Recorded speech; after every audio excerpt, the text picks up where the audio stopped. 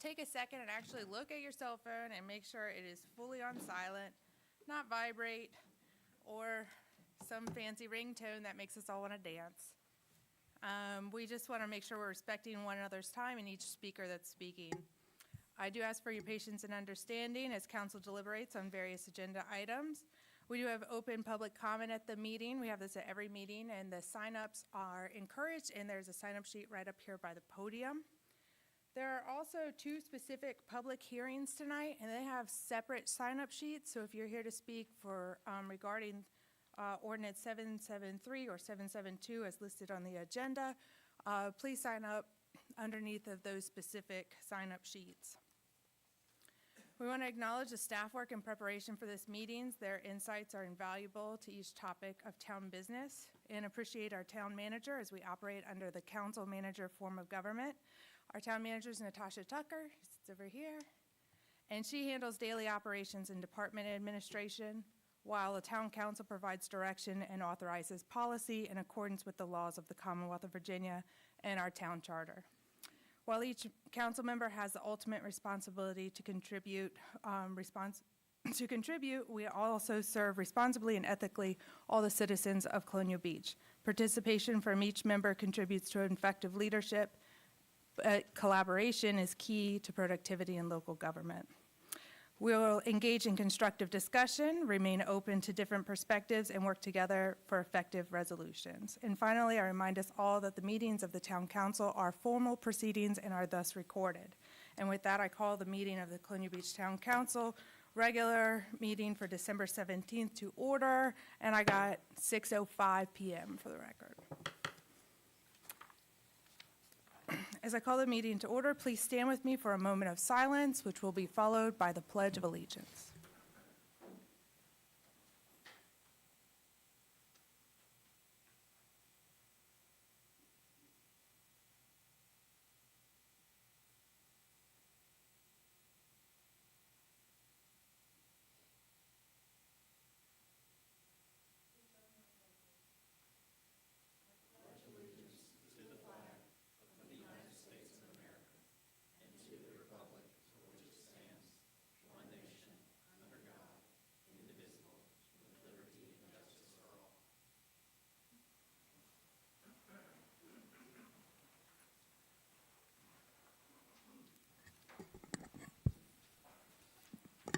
All right, with that, we'll have a roll call of members.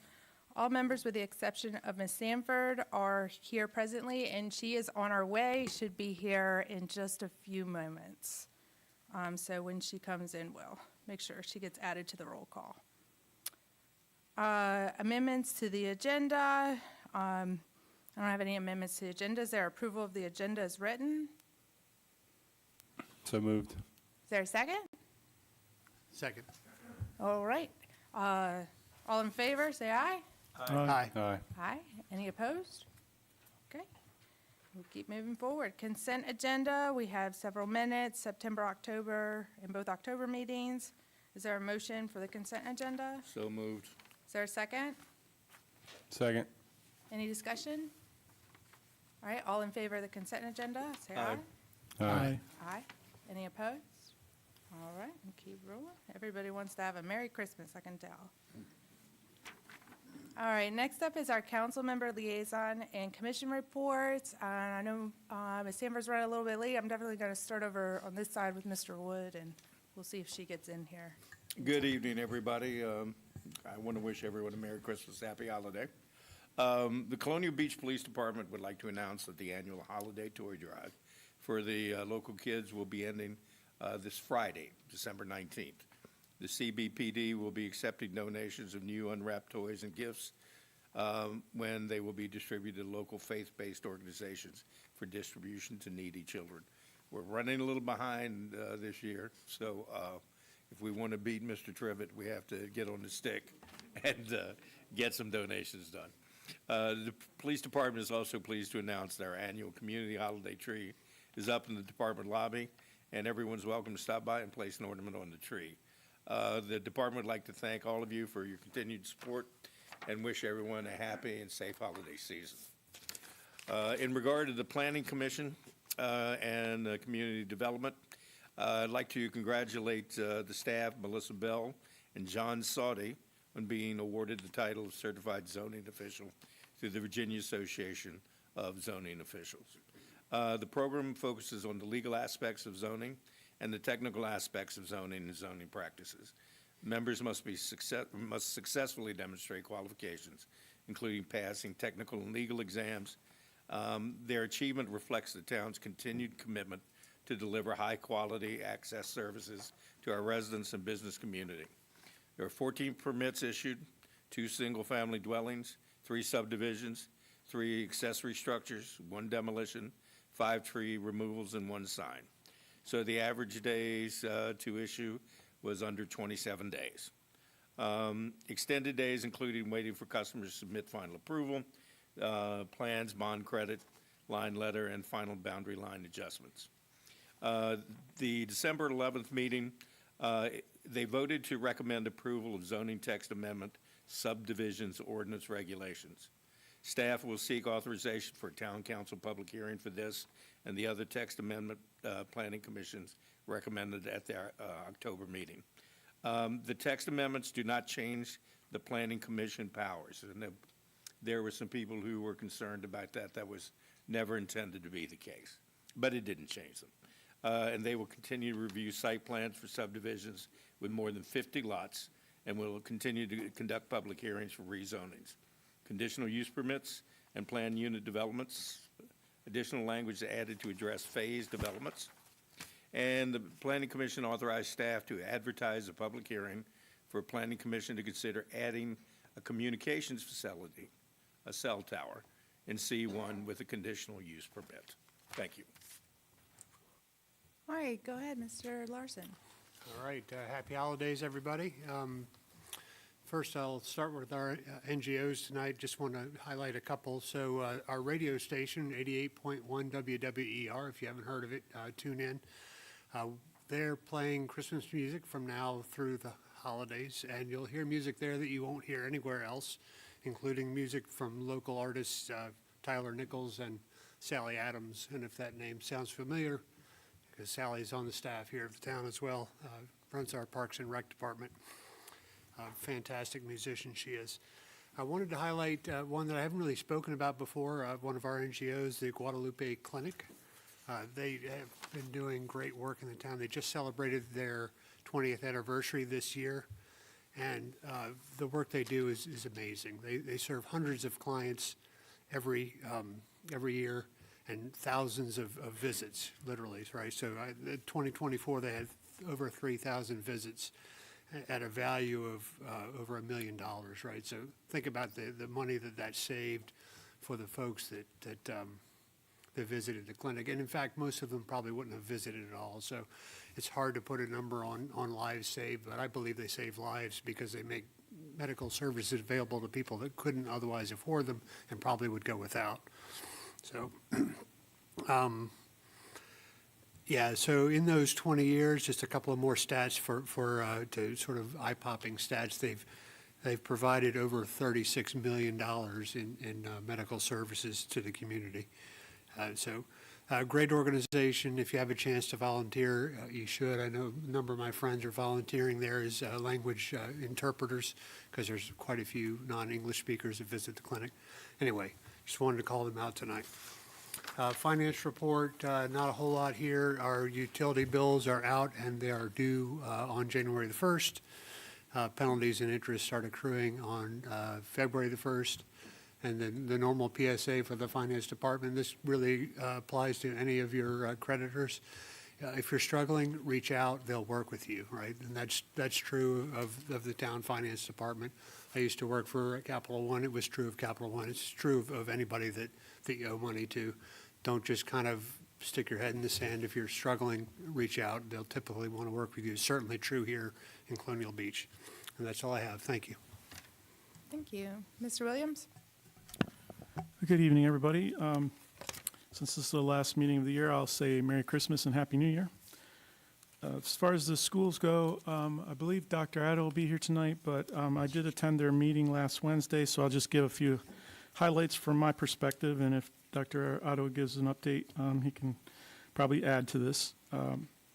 First off, a lot of times during the beginning of the meeting, the school liaisons for the elementary and the high school come and speak. And this past week, the liaison for the high school had mentioned a few different things, but one of the things he seemed pretty passionate about was adding a finance class.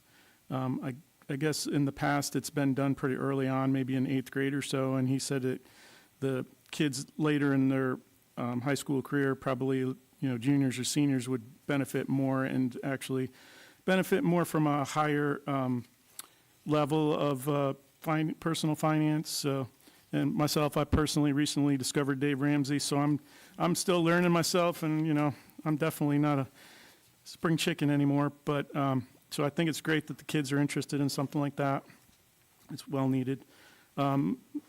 Michelle Payne, she resigned at the last meeting. I know the mayor wants to probably say a word about that as well.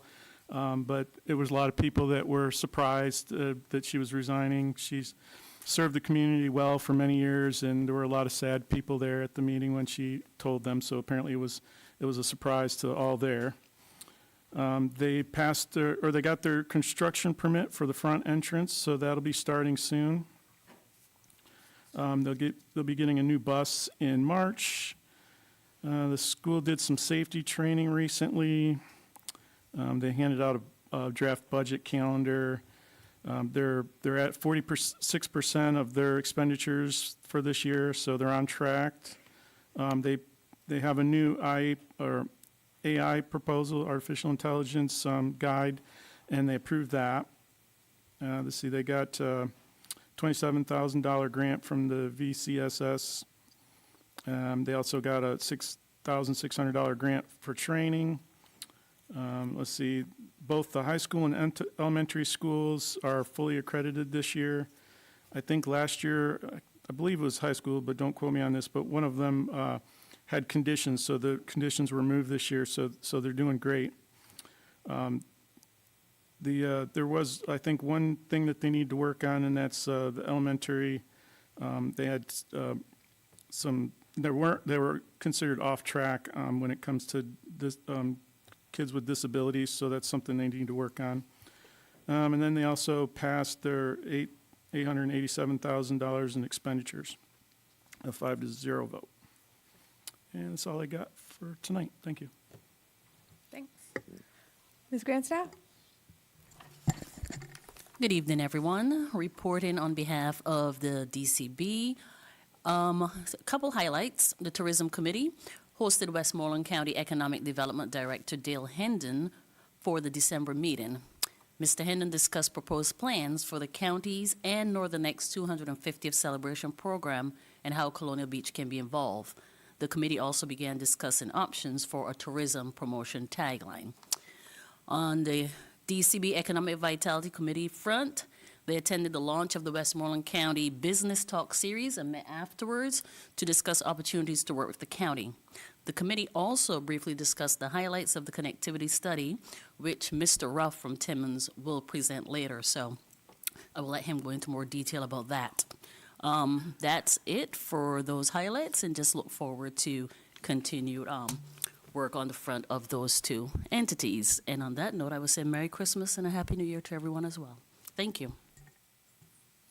Wonderful. Ms. Sanford? All right. Good evening. Happy holidays to everyone. I just have two announcements for the Parks and Rec Department. First, the town has brought back the Light Up the Beach competition. This, I guess, started a few years ago and then dropped back off, but they brought it back this year. So you can actually find a flyer for different houses that are listed around town that are all lit up. You can find the flyer on the town website. If you click on the link that's labeled View Map of All Entries, they bring up a special Google map with all the entries, and there's also a few additions. And then also this year's winner is a Grinch-themed house at 7th Street, decorated by Don and Angela Deal. So congratulations to them, and hopefully they'll bring this back next year and have even more entries. And then also the Golden Shell hunt has been extended due to cold temperatures, so the new final date to turn in your golden shells is December 21st, and then you can turn them into Beach Paws Boutique, Magnolia Hall, or the Cooper Branch Library for a one-of-a-kind artist decorated shell. And that's all I have for Parks and Rec. All right, Mr. Allison? Good evening, everybody. Happy holidays. For the liaison for Public Works, we have a few highlights for the month. Infrastructure and utilities, there were 2 installs, 6 repaired water leaks, 1 inflow and infiltration issue repaired, 7 cleared sewer backups, and clean and flushed approximately 2,000 feet of sewer main. Ugh, that sounds terrible. Wastewater treatment plant continues support, maintenance, and operational repairs. Streets, ongoing ditch cleaning and rehabilitation for improved drainage and flood prevention. Filled potholes across town to maintain safe road conditions, and prepared for the 2 snowstorms, including equipment and crew readiness. General services, they finished installing the town's Christmas decorations, conducted yard debris pickup throughout town, and lastly, completed the walk path at Eleanor Park. And I want to give a shout out to all the public works. They do a great job, especially in the snowstorms with the plowing of the streets. Normally, we're cleared before anybody else is. We appreciate that. Thank you. Yes, we're quite proud of it, really. So thank you for Public Works for that. All right, I got a few updates here. One, I just want to give a shout out to all of the kids, but especially the music teacher at Colonial Beach Elementary School. They put on a one-of-a-kind Polar Express concert a couple weeks ago that was so well attended. I don't think the school was quite prepared for how many people love our kids here and wanted to come see them perform. It was a completely packed house, all the way to the perimeter of the room, standing room only, and the kids actually had to weave through adults to perform. But they did a great job, and I know that was a very large undertaking because it took almost all of the school staff to help coordinate also between all the kids in the classrooms and things like that, and it was open to everyone's family and extended family in Colonial Beach. That often means your neighbors, your pseudo-grandparents, your real grandparents or anybody else, and that really showed. I felt like our community came out for that very strong, and it was just a very endearing expression of our holiday cheer here in Colonial Beach, as well as the Chamber of Commerce Town Hill Winterfest, which was frigid cold for it. In fact, I had a cold and could not participate in the parade because I was already just getting on antibiotics. So, but we did do a tree lighting, and I just want to thank the Colonial Car Club that supports that event, and all the people who donate to the raffle and the bikes and the things that are given out. The police department also is there in support of the event and brought their families, and that was also just a very sweet part of our community. Moving forward with stuff, just to thank the staff. We did a staff holiday party. It was fantastic. Susan, our HR department, the whole department is one person. And just kudos to Susan, and please pass that forward to her. She's not here at the meeting tonight. I also want to recognize the fire department for their support of all of the holiday events going on, like our tour drive with the police department. The fire department also does toys, and they also host Breakfast with Santa, which is a wonderful event, and those kinds of traditions are just really special here to Colonial Beach. A couple years ago, we also started to diversify somewhat, and we now light a menorah, if you have not noticed, on Town Hill. And so kudos for Public Works, which had to coordinate with some of the electrical issues with that, but also getting that done and lighting up our town in for everyone's holidays. I do want to say a couple words as Councilmember Williams suggested that, to thank Shelley Payne, who is the chair of the school board for many years. It also came as a surprise to me that she resigned. And so I didn't get an opportunity to like make a formal recognition or something for her. I hope we do that. She has served the school and the town selflessly for a very long time, and through years of service to the school system and to all the kids that go through there, even post having kids in the school, has stayed committed to that part of our community. So we just really thank Shelley Payne for everything she's done over the years, and I know she'll continue to serve in our community because that's who she is, and she won't be able to help herself. And the last thing I want to do before I move on to town manager update was to see if you guys want to discuss the taking off January 2nd and the work session for our calendar. Just, we can save it to the end of the meeting, but I just thought I'd go ahead and get that out of the way maybe. Our calendar has our January work session as the 7th. And our regular is the 21st, but the week before is that New Year's Day and New Year's Eve, Wednesday, Thursday. And I didn't know if we wanted to follow suit with Christmas and New Year's. It's just very odd this year that they both are falling on this Thursday. And so that Friday kind of leaves it hanging. And I didn't know if we wanted to authorize giving them off on Friday and canceling the work session for us the following Wednesday, since that would be right in the middle of everyone's holiday season. Any thoughts on that? I concur. You concur? All right. I'm going to take that as an informal motion then. Is there a second to that? And we can discuss it further if there's any objections to it. I'll second it. Okay. All right. What are we thinking, guys? So are you're proposing an additional day off for staff? Yep, on January 2nd. And then that would also include canceling the council work session. We just do the regular meeting on the 21st. Don't we have a lot of business we typically cover in January? We have a lot of administrative business in January. We could also have packets out 2 weeks ahead of time from that council meeting, which would give us more time, because it's just the bylaws, it's setting the calendar, it's doing the liaisons. It's a lot of administrative stuff.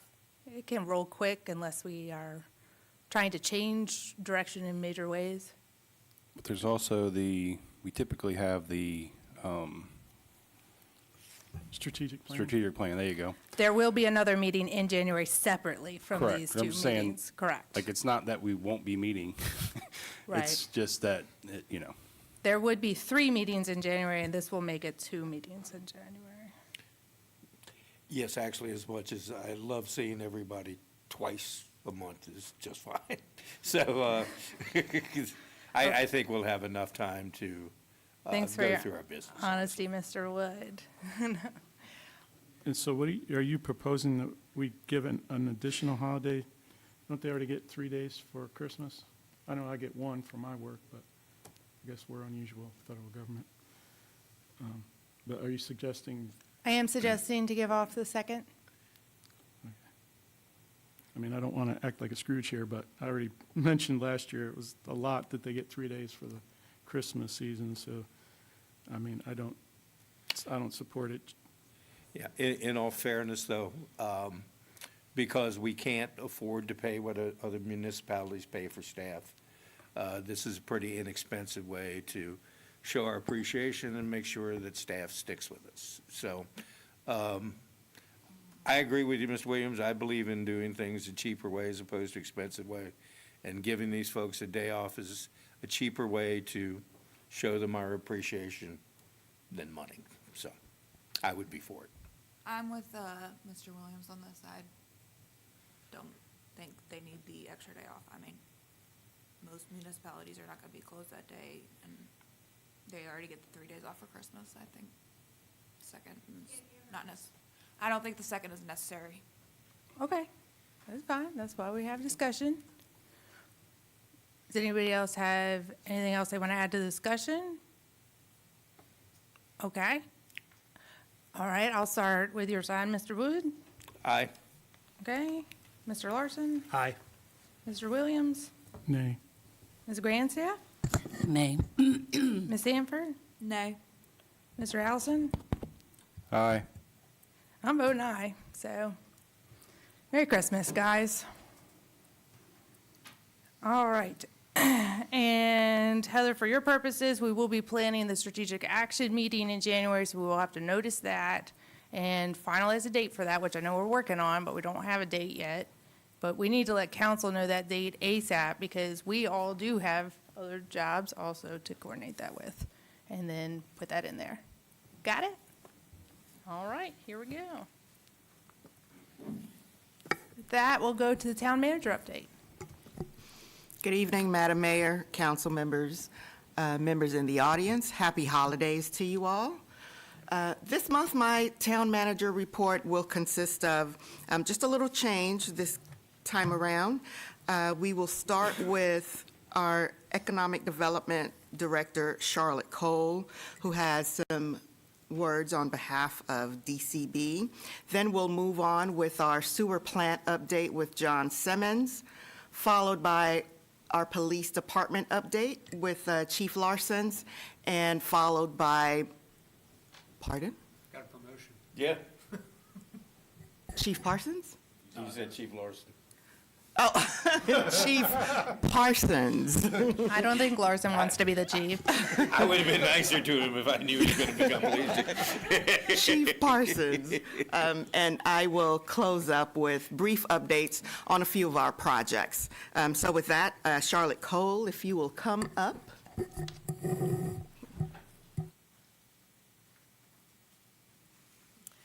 Good evening, Mayor Schick, Vice Mayor Allison, and council members, and everyone in the audience and at home. Thank you for the accommodation. Natasha, I appreciate that. So I'm Charlotte Cole, and tonight I'm representing downtown Colonial Beach. It's the other hat that I wear, our Advancing Main Street organization. I'll only take a moment of your time, but I wanted to bring to your attention to the small packet that was just distributed to you.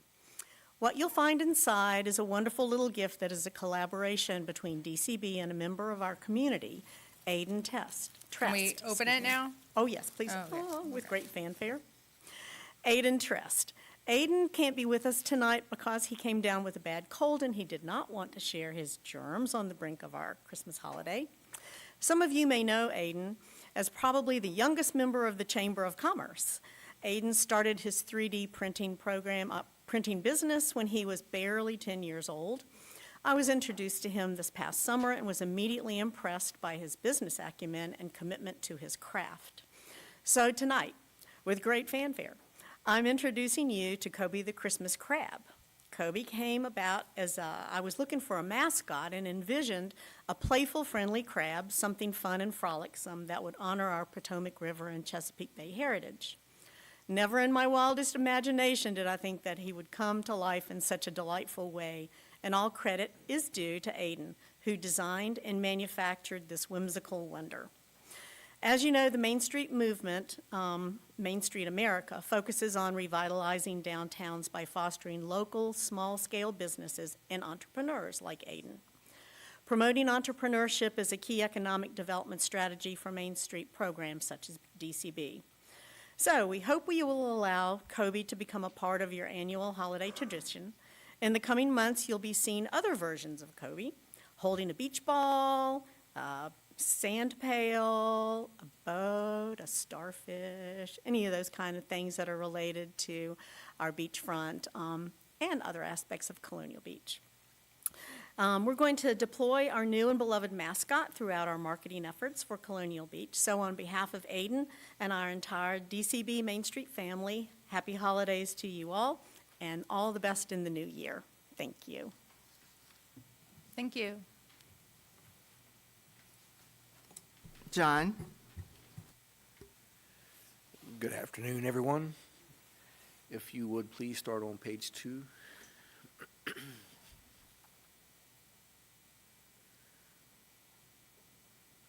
So overall, we had a pretty quiet month at the wastewater plant. As you see there in the graph, the flow is very low this time of year. If you go down to a little bit to the bottom there, you see the other graph compared to the other months. One of the issues that this does bring to treatment is we don't have very much food. I think we discussed this last winter. Treatment is doing well, but it is something that we keep on our radar when we start seeing flow this low, especially in the plants that's designed for 2 million gallons a day. Next page, please. All of your general permit requirements are within limits. Everything looks good. It's really performing well at this time. Page 4. So here, as you all know, is our nutrient limits. We got the nitrites down pretty far down from where we started the year. We're pretty happy with that. One thing that we are seeing already this month is the average is going to be well below 3.0. So we're excited about that because of the WQIF requirement. And in January, we'll be submitting those final numbers to WQIF and start the process of, going through with them whether or not they're going to enforce another civil penalty for this year. We do expect them to work with us, because we have managed to get those numbers down much lower by the end of this year. But overall, the last 3 months are the best operational years that plant's had in quite some time. So we're pretty happy about that. And the only other note that I have is we did start the camera work this week that you all had approved. That's going well, and we hope to continue through that until we get done, and we have no issue getting done with that before the required time. Any questions? Mr. Williams? Yes, during the Public Works update, Mr. Allison mentioned 2,000 feet of sewer main. Is that part of the inflow and infiltration? That is not part what he had discussed. They are going in and flushing out the lines and cleaning them before we camera, but what he said is addition to that. Have we done any of that work recently, or is that? Yes, they started some of that yesterday. They've been out cleaning out the pipes ahead of the camera. If you don't clean the pipes out, the camera can get stuck in the lines. We did try to do one line this afternoon that was not cleaned out before we started, and we got the camera stuck. So obviously we got it out, but it's pretty important that they clean those lines out before we do the camera. So you'll be hearing about a lot more of that coming up soon. All right, great, thank you. Yes, sir. Any other questions? All right. Thank you. Okay, Chief Parsons. Thank you, ma'am. Madam Mayor, members of council, to begin, I wanted to say thank you very much for your patience and understanding as we work through this investigative process. I fully appreciate the desire to have this matter concluded expediently. However, conducting a full and complete investigation takes time, and the gravity of this investigation deserves a fair and comprehensive investigation. I have recently spoken with the Virginia State Police BCI special agent in charge of this investigation. He advised me that he has completed several interviews and is working diligently to complete the remainder. Once he completes the fact-finding process, he will compile all the necessary information in his report, and once he has completed the report, he will submit it to Ms. Jane Wrightson, the Northumberland County Commonwealth Attorney, for her review. I have spoken with Ms. Wrightson. I am confident that Ms. Wrightson will give the investigation her utmost attention, and after consideration of the facts presented, will render a fair and just decision on the next step in the investigative process. Once a decision has been made by the Commonwealth Attorney, the Police Department will continue its internal investigation, which focuses on whether the exhibited conduct complied with applicable policy and practice. If any violations are identified, appropriate discipline will be administered. Again, I appreciate your patience, and I thank you all for your understanding. Any questions? Do we have an ETA on the next update? Not at this time, ma'am. I imagine at the next meeting, I'll be able to provide something. Okay, thank you. Okay. Just have a few brief updates on some of our projects. Everyone will be very happy to know that we have the request for proposals and qualifications for the grant that we received for the North Beach project. So those That solicitation is out on the street. We are expecting responses to be returned to us by January the 9th. Once we receive the responses, we'll review and we'll impanel a selection committee to review and score what we've received, and I will report back to council at that time. Azalea Park is moving along. Our Public Works Director met with playground specialists. They've reviewed the park layout and discussed the land clearing details. We anticipate mid-January that the contractor will begin groundbreaking and start to clear that land out. This is the schedule for the ADA sidewalk repairs that I shared at our previous meeting. The next sidewalk that is scheduled on our list is 1 Irving Avenue. That is scheduled to be completed by the end of fiscal year '26. We've requested a scope for the survey, design, and construction of the portion of that sidewalk that we need to repair. And, don't move yet, but lastly, I want to, you can go to the next one. Yeah. And lastly, I am just so pleased regarding this next update that I am about to give. So 2.5 years ago, when I first came to the town, it was one of my personal goals for Colonial Beach to receive this prestigious award. We had won it once before in the past, and then a year or two lapsed, and we didn't receive the award. So I made that one of my personal goals for Colonial Beach to receive that award. The award is indicative of the hard work that the department in question really puts into work. We know that we receive a lot of, sometimes we don't hear the positives of all of the work that's done in the background. And so I just really want to take this time to let everyone know, you can go on to the next one, that our finance department and the town of Colonial Beach has received the Government Finance Officers Association Distinguished Budget Award. This is a national award that highlights the town's commitment to clear, transparent, and responsible budgeting, and it really reflects the high standards that we uphold in serving our community. And so I just want to say thank you, Lisa, and I won't name everybody else in the department because I will inevitably forget somebody's name and they'll be mad, but for all of the hard work that you all have put into making this a reality.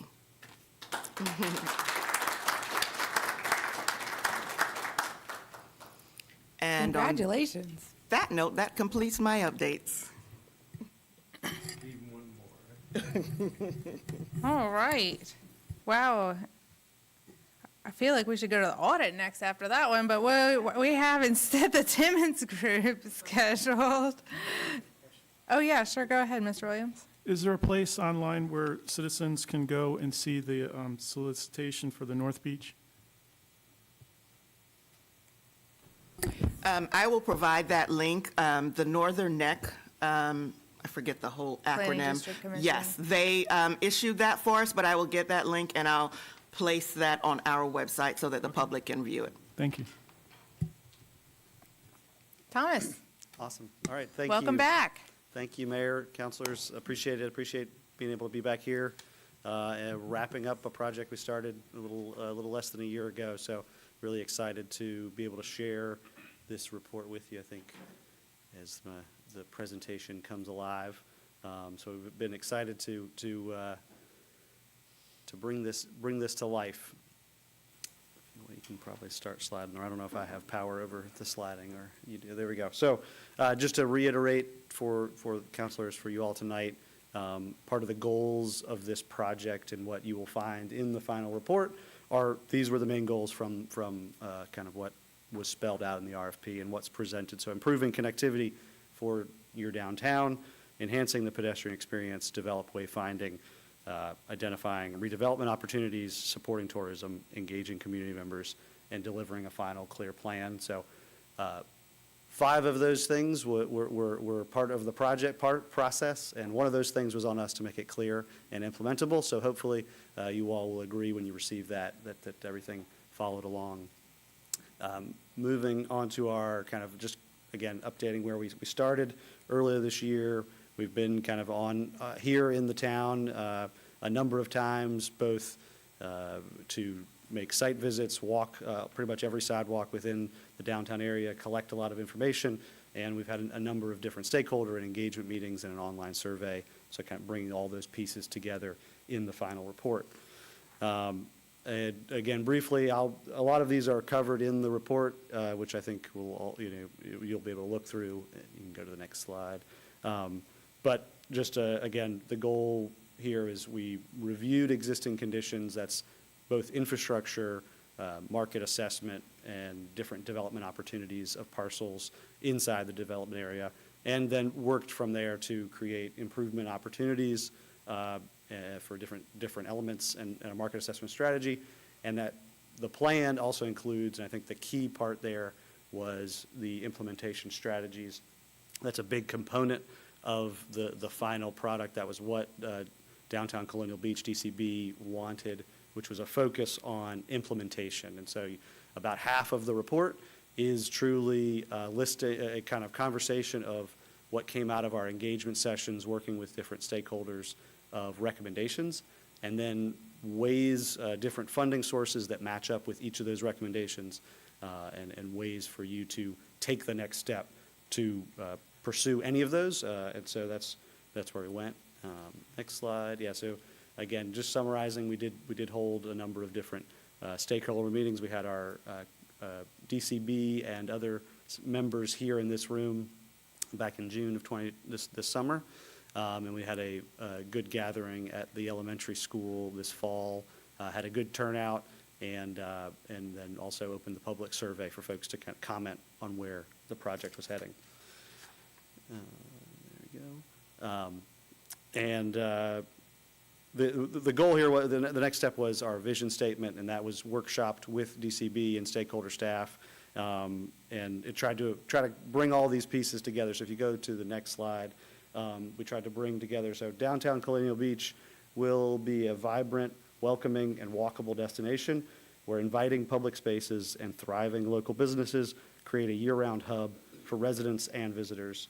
By strengthening multimodal connections, enhancing the public realm, and encouraging thoughtful redevelopment, the town will celebrate its unique waterfront character while building a resilient, people-focused economy and community. So again, that's pulled from the words that were, kind of the spirit that was told to us from DCB, from stakeholders, from the public at our outreach events. And again, the goal there is just, again, put that all into one nice, concise place for how we come up with different ideas. Next slide. So again, as I mentioned, there are probably north of 50 different elements within the table that we've created. I've included this slide for you all to just make sure is just calling out how we've laid out ways to approach each of these recommendations. So again, with strategies, funding mechanisms that we think the town could be successful in pursuing. Who's responsible for making those decisions? Some are private focused, some are council focused, some are staff focused, and that's trying to kind of spread that out. So there's different avenues that this strategic plan could move forward.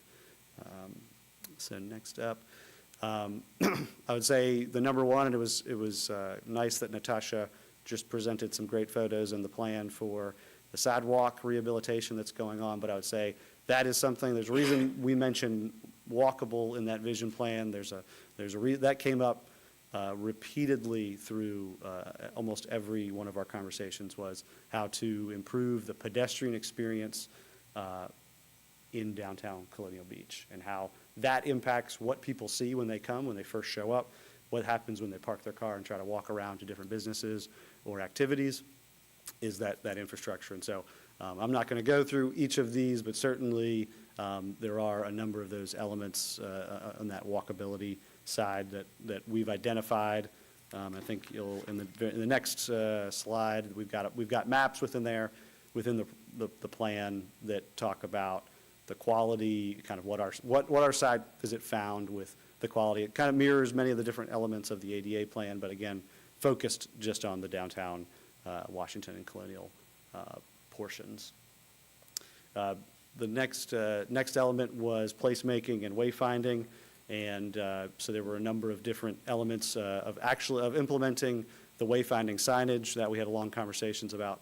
Wayfinding signage, consolidating, using what the town has already paid for with, if you go to the next slide, there are already kind of created elements and actually implementing, consolidating, taking down signs that are duplicative and a number of different pieces like that, trying to, again, make the visitor experience a little more straightforward and focused, and using information you all have already spent money and time to create. Next slide. So a number of economic development strategies we did look in the report, and again, there's a detailed element to this report, which was reviewing all of the parcels within the downtown Colonial Beach area, looking at them from their land value versus the property value, the actual constructed value, whether there was any improvement or no improvement, the zoning, and a mixture of that to really review locations that could be developed or could be a good place to spur development. And that was part of the plan all along, was to find those areas, call attention to them, so either the town can know that or outside folks can look at this plan and say, hey, there's a parcel that's ripe for use. And that was one of the goals of bringing that to the forefront with this project. And again, yeah, so we've got a couple, the implementation, right, is there's an effort to, there's some things that can be done in the first year, and I think maybe go to the next one there real quick. So this is what we kind of have drafted up, and there's a lot of things within this report, as always, right? Some of these infrastructure elements, some of the different elements will take time, and so we understand that, and that's why we tried to lay out a game plan for the town to pursue those different funding strategies. I think there are a number of different strategies that can leverage the funds that are already being spent on sidewalk improvements. You can leverage that with VDOT funding in several different ways. There are a number of DHCD grants that can also leverage the funds that you have to continue. And so again, looking to those, there's a few other pieces that we've called out both in the plan and kind of here, just to give you all a chance to say, okay, are we taking steps to implement this? And I think that's our hope with TCB and the town, is you guys have something you can start on day one looking through this, right? The calendar starts January. You guys were all talking about your calendar coming up. Grant season is all the time now, and there are constantly. I know I mentioned at the very bottom the build grant. That's a federal grant that funds any number of things, and so that's open. That opened just last week, right? I've been working in the industry for a while, and we used to have it. It was kind of a little more scattered, but now every month there is a different grant out there, and I know that was part of our effort, was trying to give the town the information of, this is what you wanted to do, here's the grant programs, or here's the funding programs that you can do, and kind of start getting your slots ready and making those pitches as you're going. So that is all that I have. I'm certainly happy to take any questions, but I know Natasha is going to send the plan, if she already has it, to everyone for kind of make a final public release. And we'll put it on the website? Okay. Yeah, will there be any printed copies? There can be, certainly, but we can coordinate with. Yeah. Right now, it's just a PDF, but it certainly can be, whatever the town would like. I think it would be good especially for our FOIA officer to have, in the planning department, to have at least a couple printed copies around the office too. Sure. assist with some collaboration, sometimes informal that happens in that way. Okay. Yeah, I'll coordinate with Natasha. and Are get there that any done. other questions? No, I'm looking forward to seeing the full plan. You kind of gave us a little preview, so we'll see. I'm excited about reading the whole thing. So, well, I appreciate you all, and I do appreciate the town we did have a lot of good feedback from stakeholders and from the community engagement throughout. So appreciate everyone being excited about taking next steps. Is Charlotte excited? Okay, she got a thumbs up, so there you go. Appreciate She's it. gonna have a lot of work in front of her, I think. Thank you very much. Okay, thank you. All right, Mr. Hawkins, welcome.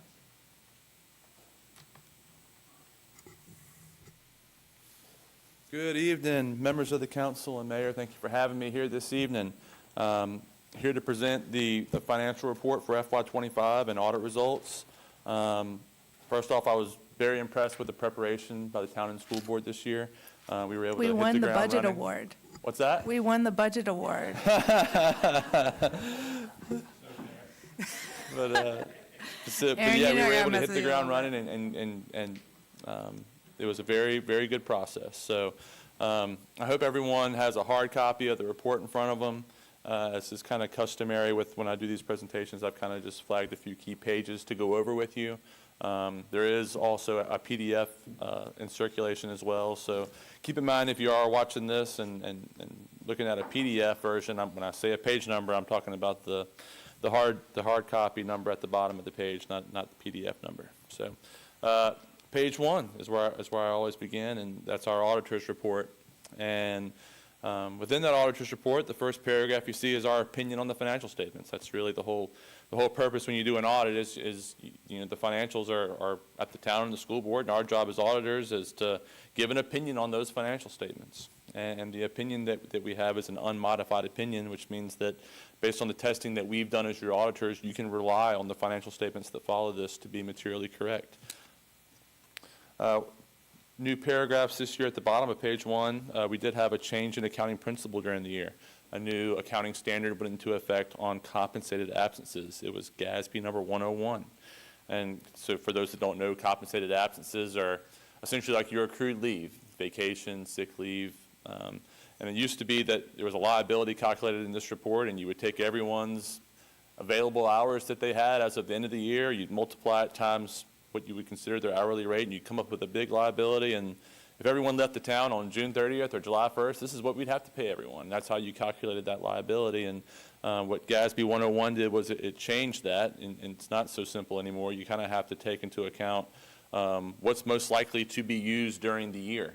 And so it uses kind of just, now you have to kind of go use some historical data to calculate what this liability is. So that was a big change for this year. And so there was a restatement related to that as well.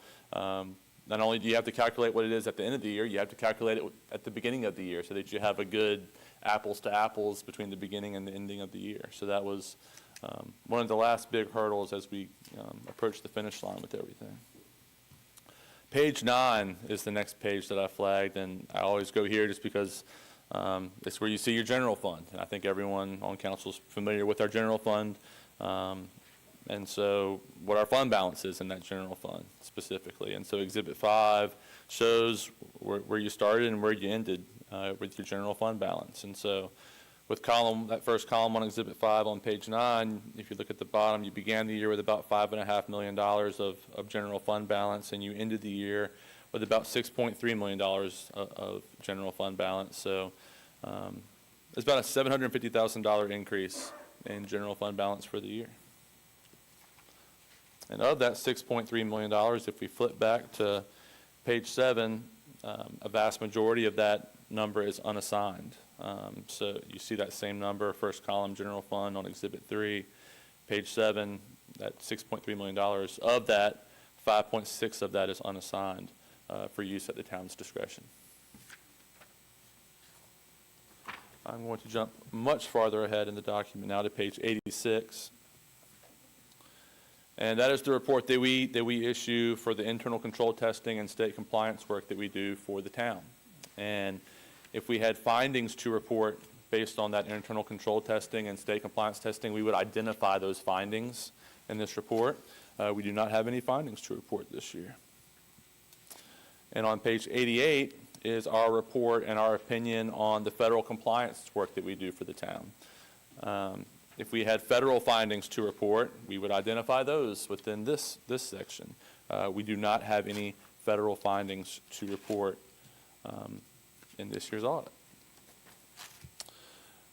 And the last page I'm going to go over is page 94.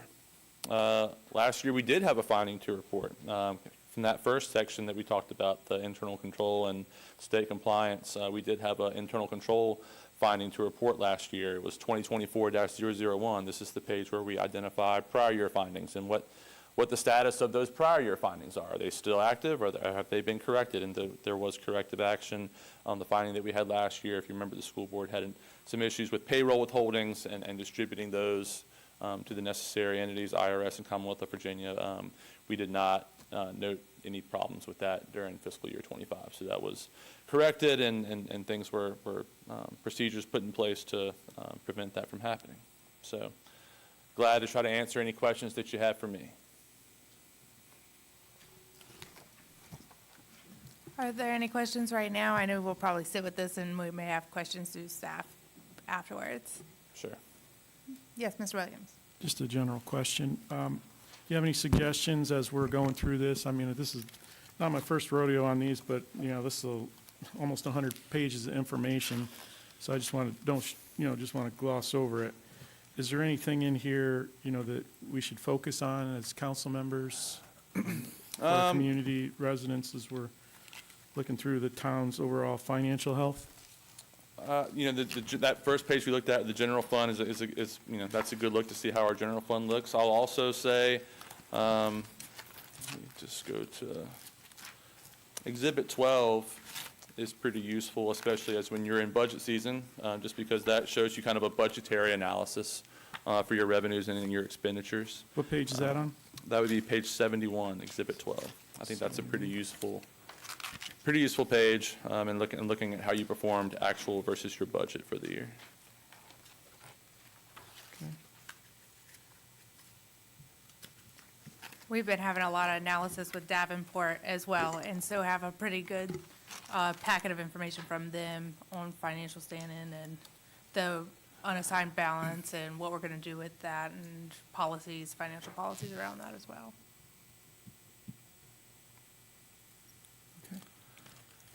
I guess that's all I had for now. I think that's great that we got rid of our finding.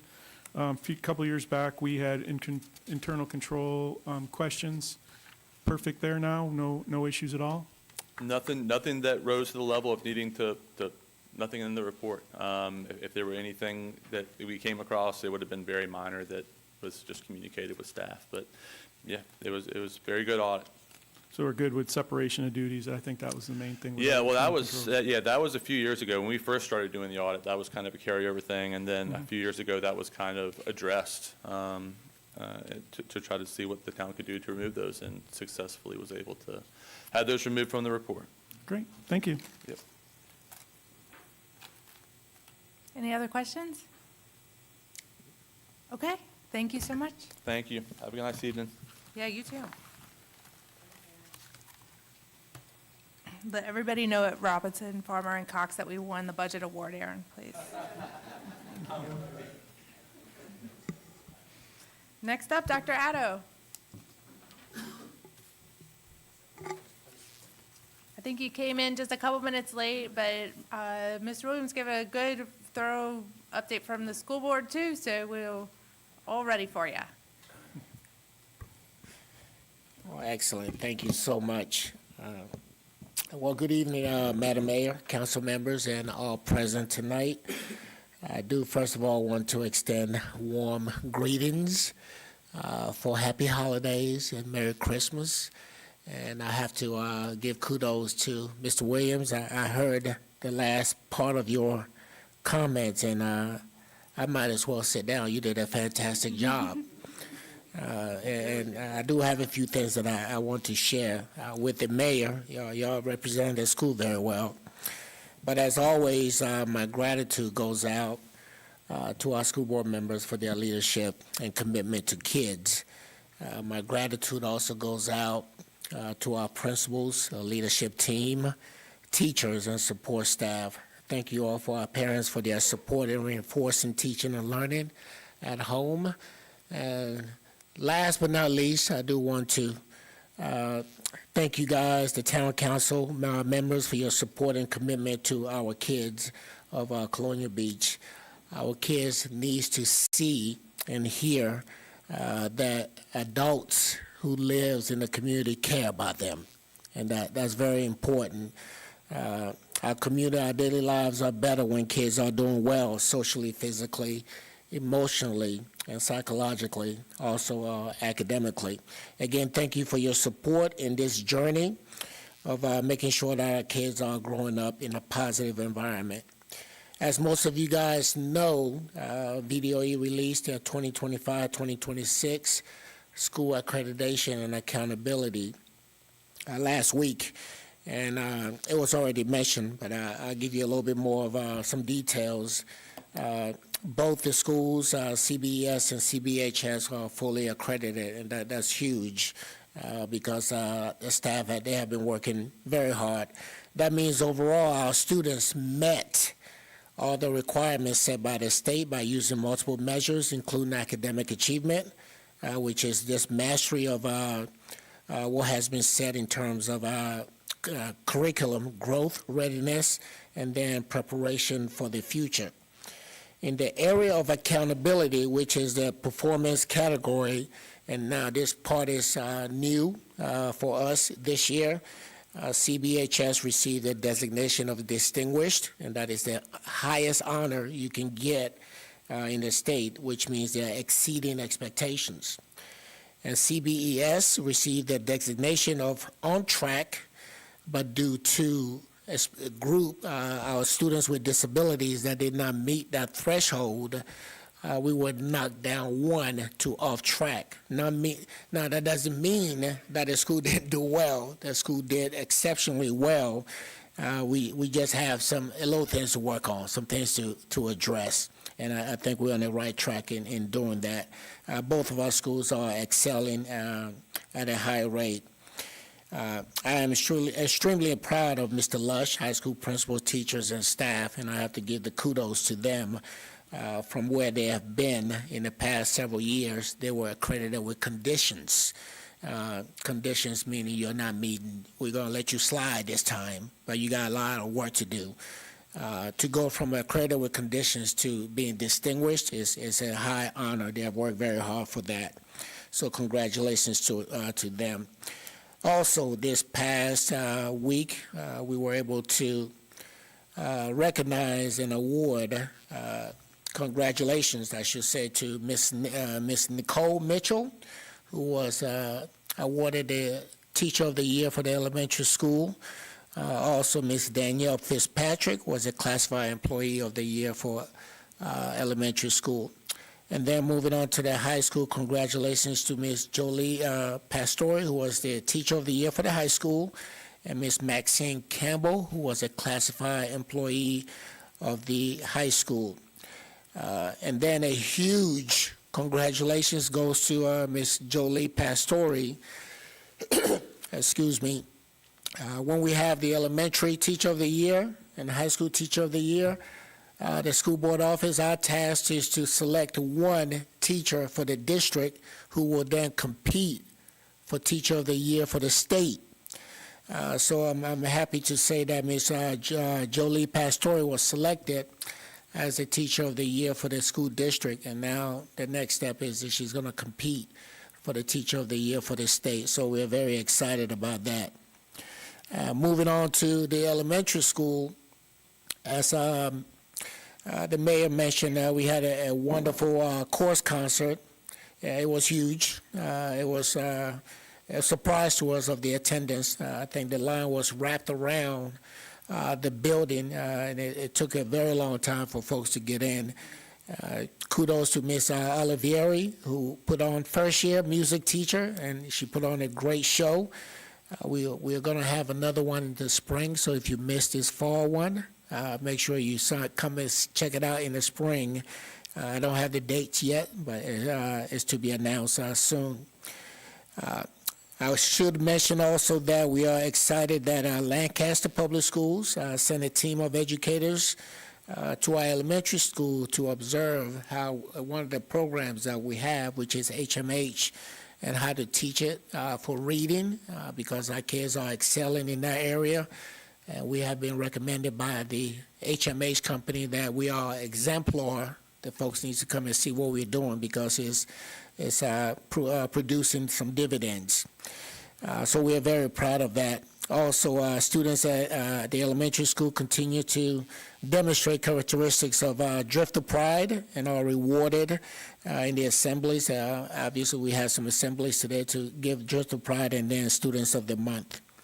And moving on to the high school, we are very proud of Zachary Papanikolaou. Zachary had the opportunity to attend a workshop for school board representative with VSBA in Williamsburg. He was there the whole day, and according to him, he was around very smart kids. A lot of smart kids, and he learned a lot coming back. So he has a lot in his tool bag now to represent and bring the perspective of the student body to the school board, and we're excited that he had an opportunity to participate in that leadership workshop. We were supposed to have a talent show tomorrow that has been postponed, so stay tuned for more of that. Last year's talent show was great. I think the high school is now working on a science fair and some art opportunities for the second semester. A huge shout out to our academic scholastic team that is headed by Ms. Reynolds. And I must say, as of today, we are 14-0. With two more matches left, and then they will automatically qualify for the region, but we'll still try to win the district. These are some of our smartest kids. If you've ever seen a Scholastic Bowl, you will be impressed of some of the facts that they can regurgitate so fast. But kudos to them. They went to a VCU winter tournament at VCU with 27 school districts, and their record when it came out of there was 7-1. So we were very proud of their performance. And I want to give a shout out to the team. If you don't mind, I'd like to highlight their name: David Allen, Noah Foster, Parker Melson, Kaylin Mayer, Troy Daly, and Carissa Christensen. They have been fabulous, and we're very proud of them. And finally, just to let you know a little bit about some of our short-term projects, we met with contractors today, and also Ashley and McGraw, just to a pre-construction meeting, first with the 3, and a tentative start date for our front entrance for the high school, and renovation of the main office will be next month, maybe mid to late January is a start date. So, and the completion time frame is 6 months. So just to give you a little bit of that. Also, our school board parking lot is within that same time frame. And we are also excited that we received a security grant, the second one, to do some exterior doors for the high school, especially in the back. So Chief Parsons will be happy that those doors are now propped open, and we're getting calls. Those double doors, sometimes they do not latch when someone goes out of them, and they're left open, and it's a security hazard.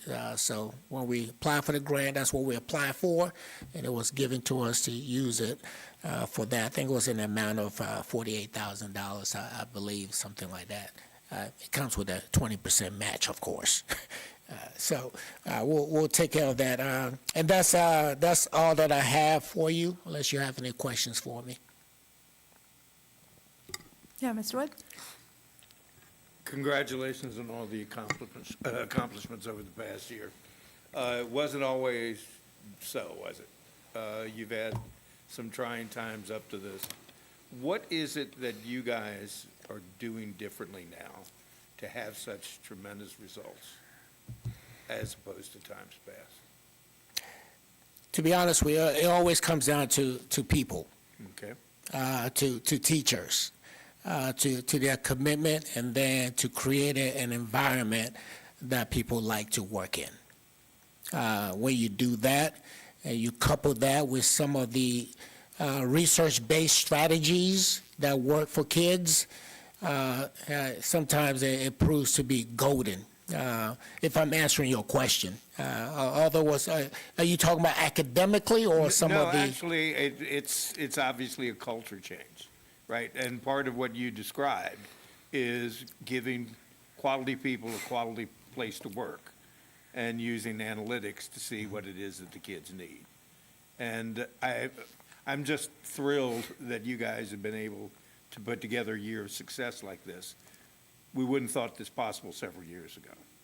And I want to thank you and your staff and the kids for everything you've done. It's been incredible. Oh, thank you, thank you. Anyone else? With that, I'll say Merry Christmas You too. and Happy New Year. Same to you, same to you. Next up, Mr. Trivett.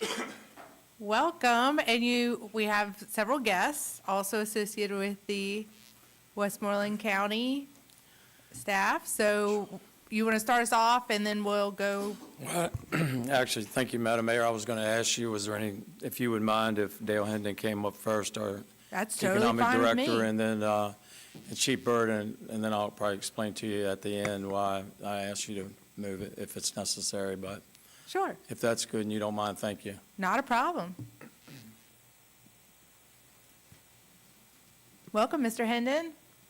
Thank you very much for having me. Madam Mayor, members of council, good evening. And so for the record, I am Dale Hendon, Economic Director of Economic Development Director of Westmoreland County. And it was my sincere pleasure to join the Westmoreland County team on August of this year. I regret it has taken me this long to stop by for a formal introduction, but I can tell you that we've been hard at work on the county side, so it has not been a time of a respite for us.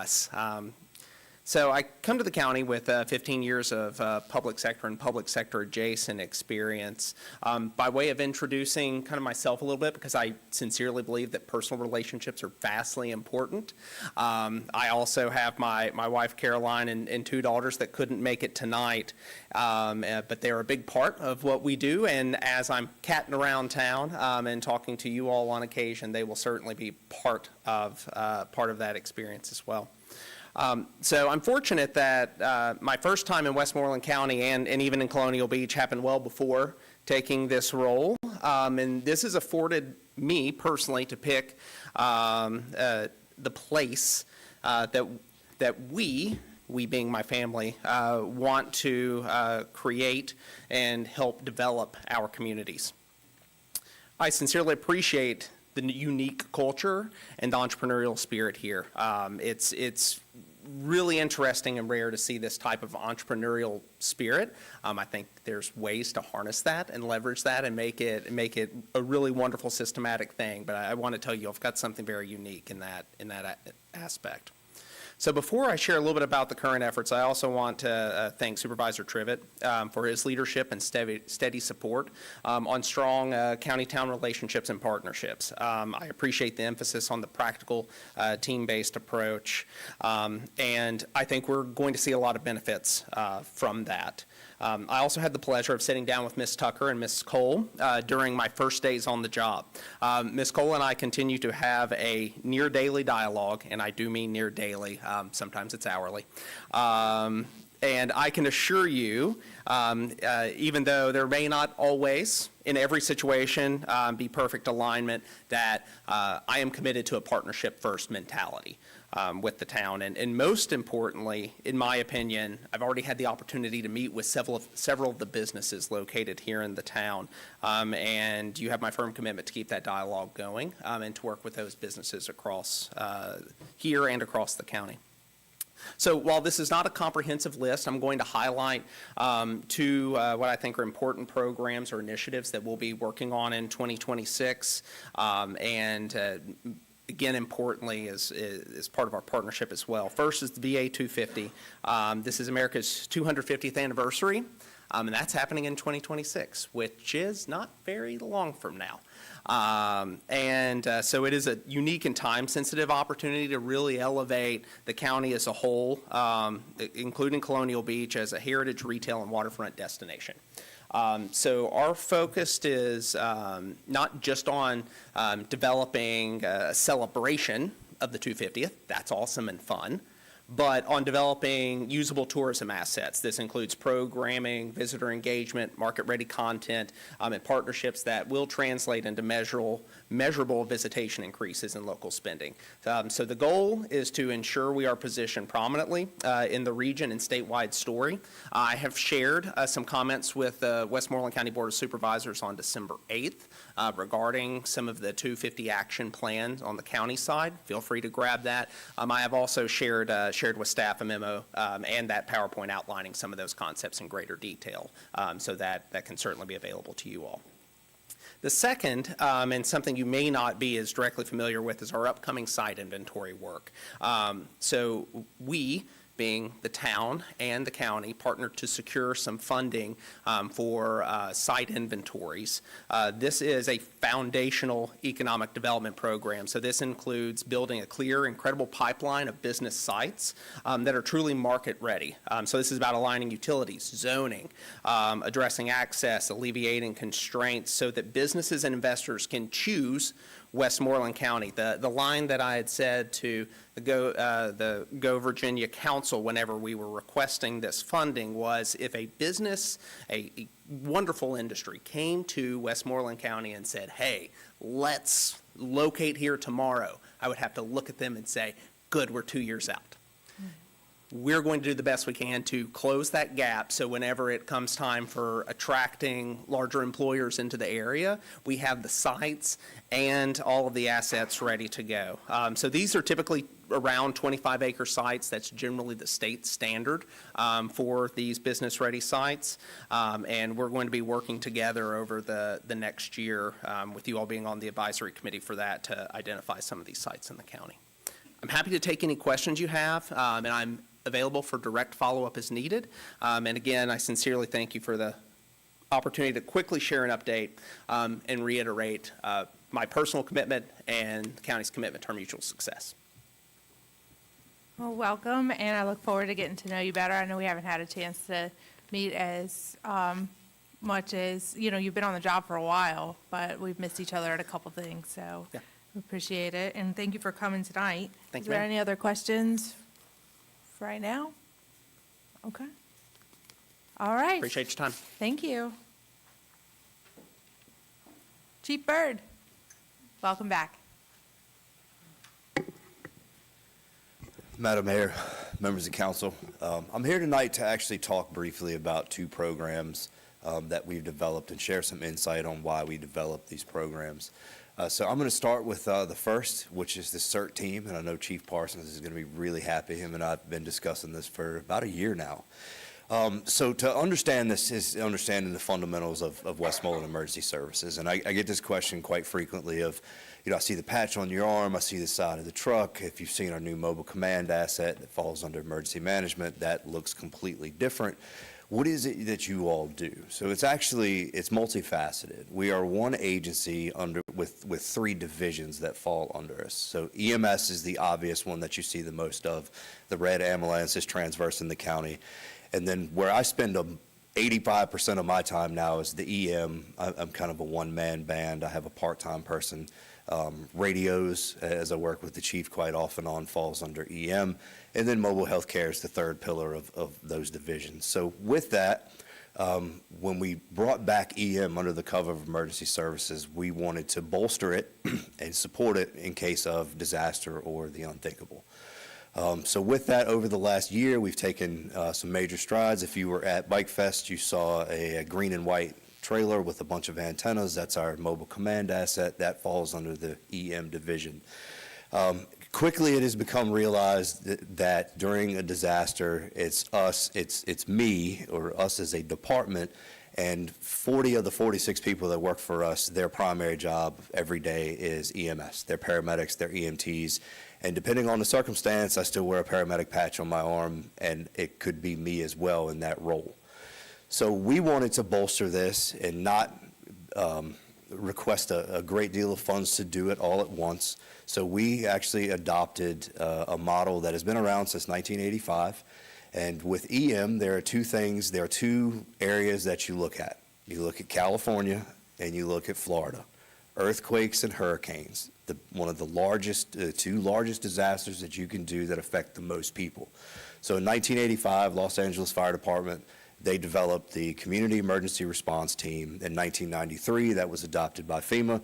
And then when the Homeland Security was developed in 2002, post 9/11, they adopted the model and created the training. So what is CERT? If somebody wants to volunteer their time, participate in the EOC, participate in tabletop exercises, communication drills, events like Bike Fest, ham radio operators, we do have an ACES component here in the county. They can actually have a dual purpose and function under there, and it allows folks to come in. If they don't want to do EMS, they want a way to give back their time, it's a way for them to do that. So how do folks do that? All the training is online. It's done through FEMA. It's self-paced. It's free. It's free for them. We're actually going to start in January. The county just launched their website on the 10th of December. The application will be there along with the completely built-out description of exactly what it is and what available roles will be open to them to apply to. So over the next 3 to 6 months, I hope to be back with some great reports on that. I know I've had some discussions individually about tabletops to really involve these folks and bolster our EM capabilities with folks that want to give us their time. And anybody that wants to give us their time, we are more than willing to have them do that. So that is the CERT program. That is the first piece of this, and I'll be happy to take any questions at this time regarding that. No? Okay, part 2 of this. This one is very near and dear to me. I stand here today quickly becoming a middle-aged man, and everything I have in life is because a volunteer organization took a chance on a 15-year-old kid 20 years ago. That's where I started, Deputy Chief. The Deputy Chief of the Department, Chief Manthe, she started so we both have very vested roots in volunteerism. So we took a step back and we developed a program within Westmoreland County that is overseen by our department, Westmoreland Emergency Services. It's a volunteer contingent. So if we have anyone in the county that is an EMT, has EVOC, or wants to do that, we have an avenue for those folks to travel now to come and give us their time. It's a lot to us. It means a lot to us. Volunteerism, the agency I represent today, was built on the back of some absolute EMS legends in the county. And I'm going to segue for a minute, and I promised her when I did this and asked her to come that she wasn't going to have to speak, and I was going to try to keep it to a dull roar. One of those legends is right over my left shoulder, sitting in the back, in the far back, and if you didn't know it, because the humbleness that comes with Pat Fitzgerald is absolutely astonishing. I wish and I hope sincerely that I can help a fraction of the people that she has. And I sat in the back when I did this, and I said, I just want to look for the last 5 years of how many calls she's run, and I stopped after 2 years and was at 1,400. So I don't know how many over the 50 years joining Colonial Beach Rescue Squad in 1976, how many tens of thousands of people that she has helped. It is a household name. That is 50 years of continual service. She is the longest standing continual volunteer in the region. Awards, I don't think a tractor trailer would haul them into this room here tonight. So with the development of the volunteer contingent in Westmoreland underneath of our department, I spoke with Supervisor Trivett, County Administration, and we felt it more than appropriate to offer Pat a life membership into ours as the first actual member of the department. So Pat, I promised you I would keep it low and not to make you cry, and I hope I did that. But I would like to congratulate her and all of her accomplishments, and to make sure that that stays around for an eternity. So if you would join me.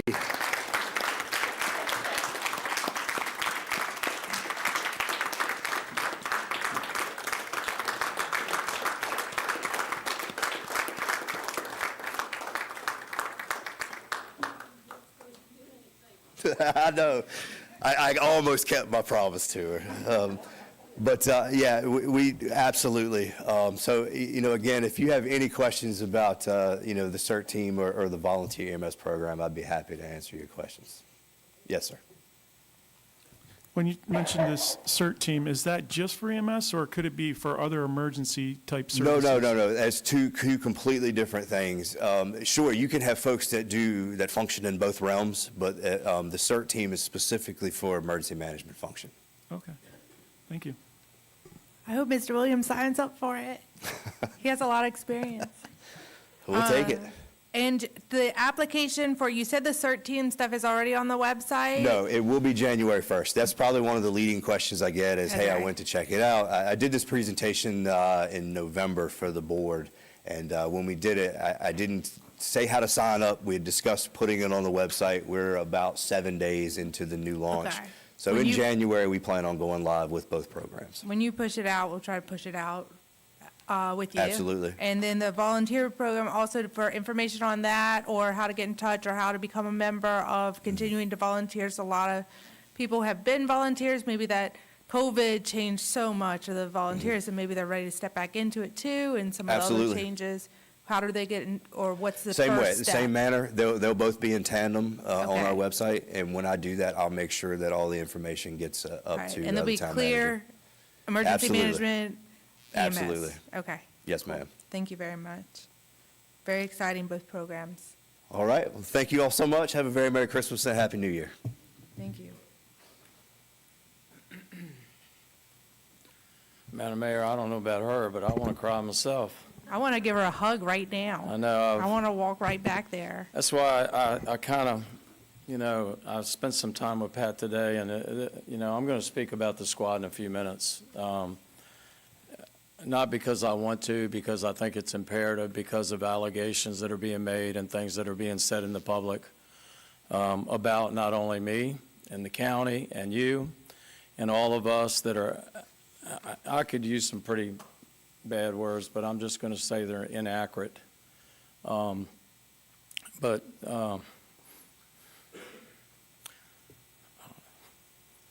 Anyway, it's just sad when you try to do everything for a community.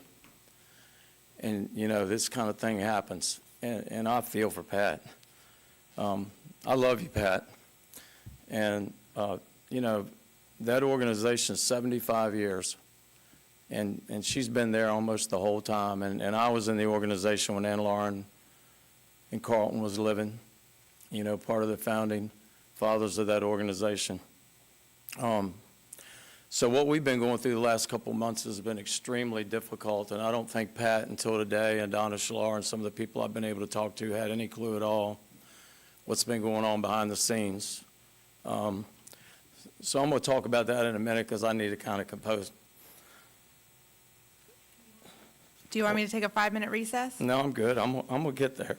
Okay. But I'm going to talk about some other things to enlighten you first, and then I'll come back to it since Mr. Wood kind of got me a little excited about, we had, he mentioned something at last meeting about competition, and this is friendly competition. I'm not looking at it as competition, but in a way it is because we love our children, and we know that without some volunteers putting up money, putting up their time, that there would be kids in our neighborhoods, in our county, in our town that wouldn't have Christmas.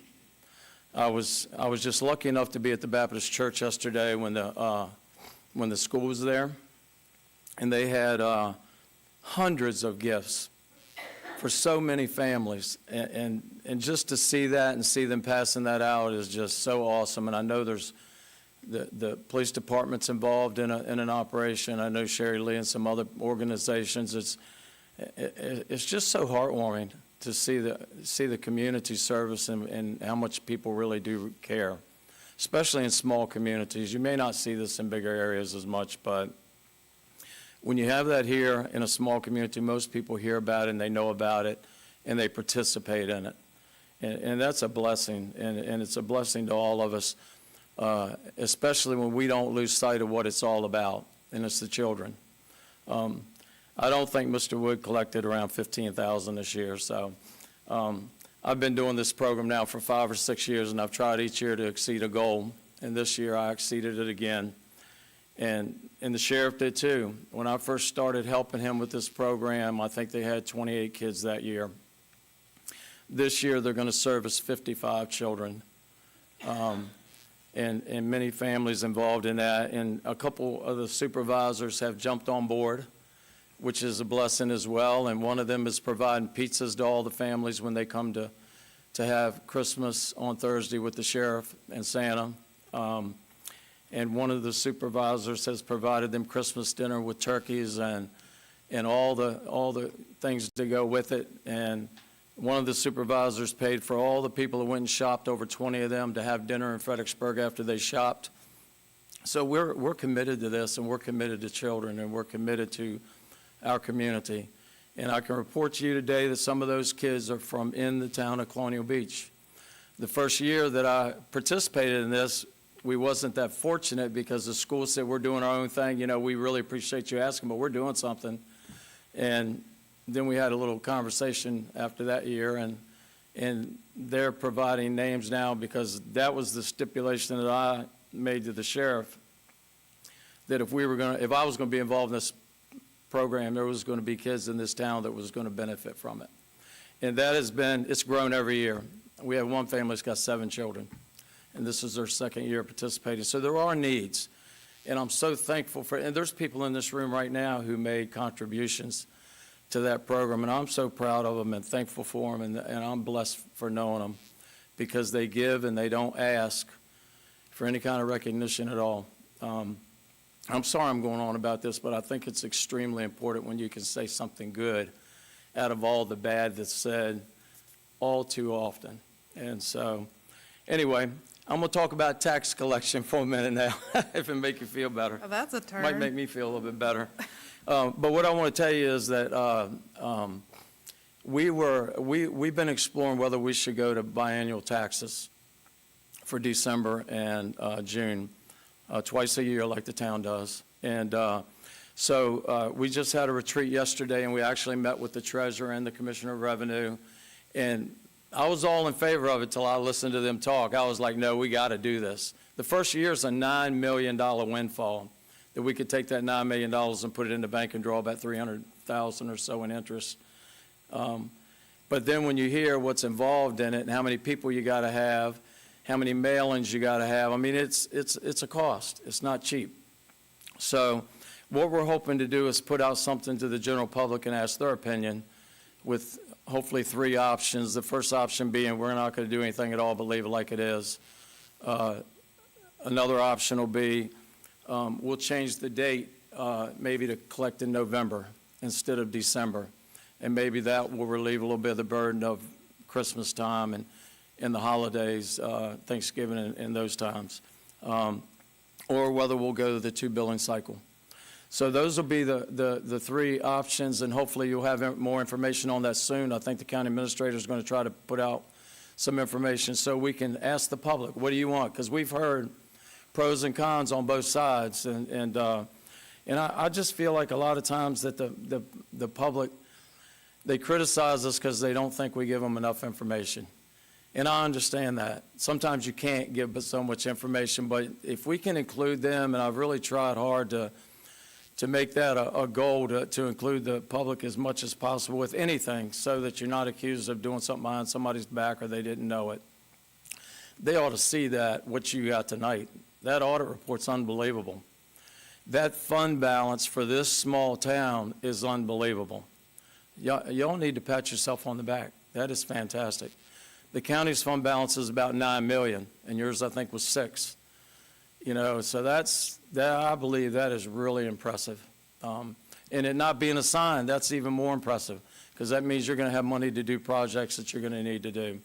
So I would have to say to every one of you, you've done a great job when I see that. And congratulations on the award. That's impressive. It really is, and you won't get recognition or credit for that, but it's a big deal. And I hope that somebody will come up and thank you for what you're doing for their finances, because it means a lot. It really does. It's my tax dollars too, so I don't mind talking about it because I get the opportunity to tell you. Anyway, we talked about shopping with the sheriff, and I wanted to tell you that we got a new finance director in the county now, Sunita Cox, who's just started. She comes with a vast amount of experience with the federal government. Our former, and I'm having one of those moments where I can't remember our former finance director's name. Ms. Foxwell, though, retired. That's what her name is, but sometimes, you have those moments. But anyway, I want to mention, I know Dr. Addo he might not have been here when you mentioned about Ms. Payne's resignation. And probably had he heard that, and maybe he did say something, I don't recall if he did or not, but thank you for recognizing her. I worked on that board with her for several years. She has a love for children that's out of this world. She's made many, many sacrifices. I'm saddened to hear that she's stepping down from that position after so many years. I think probably around 15 years she's been on that board.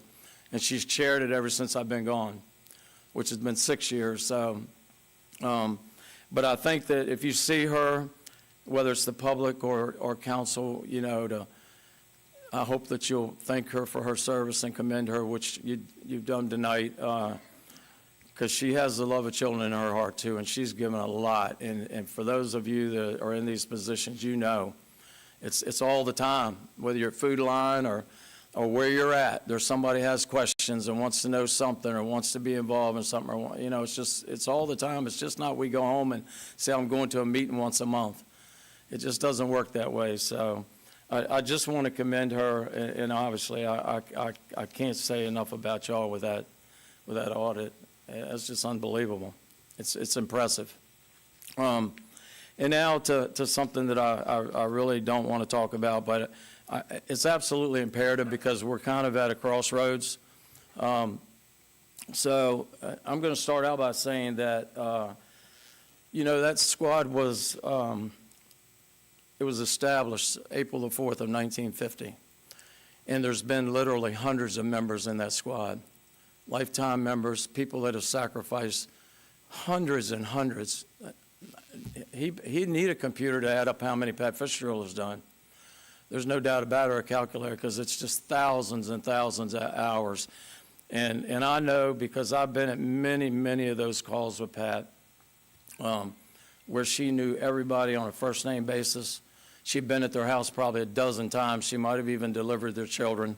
There's just so many things through the years that she has done for this community through EMS. Blake was so happy to issue her the first Westmoreland County uniforms and the key fob to that building down there last week, and have a conversation with her, and we're very sincere that she has a place in our hearts and in our business, and it will always be there, and there's nothing going to change that, and we support her 100%. She did mention to me today that they've been trying to get some information from the town on a monument that they want to design. I don't know if they've reached out to y'all. She's been told that somebody reached out to y'all. I'm not sure that that's true. But I would ask that maybe, Madam Mayor, that you reach out to her if you're not aware of it, and see what it is that she has, because I can assure you that the county's probably going to fully support it. And I'm quite confident that the town will support it as well. But on November the 19th this year, we came to you, I came to you as the town representative. Our county attorney asked me to come to you, and you were gracious enough to entertain what I had to say, and you unanimously approved a resolution agreeing that we should follow through with a court injunction against the Columbia Beach Volunteer Rescue Squad based on numerous FOIA requests that we've received about funds that have been donated, and where that money is and how is it accounted for. Hundreds of people have been given since at least 2014 that I can remember for a new building. That new building, as we have discussed, is going to be built. We have recently appropriated, and we're just waiting to close on our loan through Davenport, $1.5 million to go towards that new building that will be in the town of Colonial Beach. And we will work with you very closely to ensure that that happens, and we'll have some people on your side and the county side that will make it right and do what we've got to do to keep that squad here. It's been a bumpy road, though, and there's been a few times in the last few months when I thought this squad, believe it or not, that many people in this town doesn't know that that squad, that EMS squad from Westmoreland County, has been in this building now for almost 2 years and been running almost 100% of the calls. Columbia Beach Volunteer Rescue Squad hasn't run a call since October of '24 at all, period. It's all been paid EMS from Westmoreland County. And so I'm just amazed, I guess, at how many people don't know that. But there's a lot of people that don't know that. And now that the squad got out there, and it's, anything they post is under CBVRS, so you don't know who's doing it, even though I know who's doing it.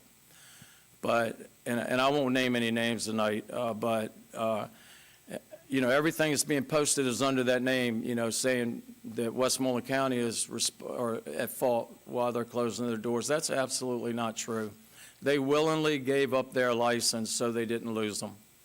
And in turn, our chief of emergency management entered into an MOU with them and said that they could run all the calls they wanted. We wanted their support. We would do anything at all that we could accommodate them. They were supposed to restructure their 501c3. Unfortunately, none of those things happened.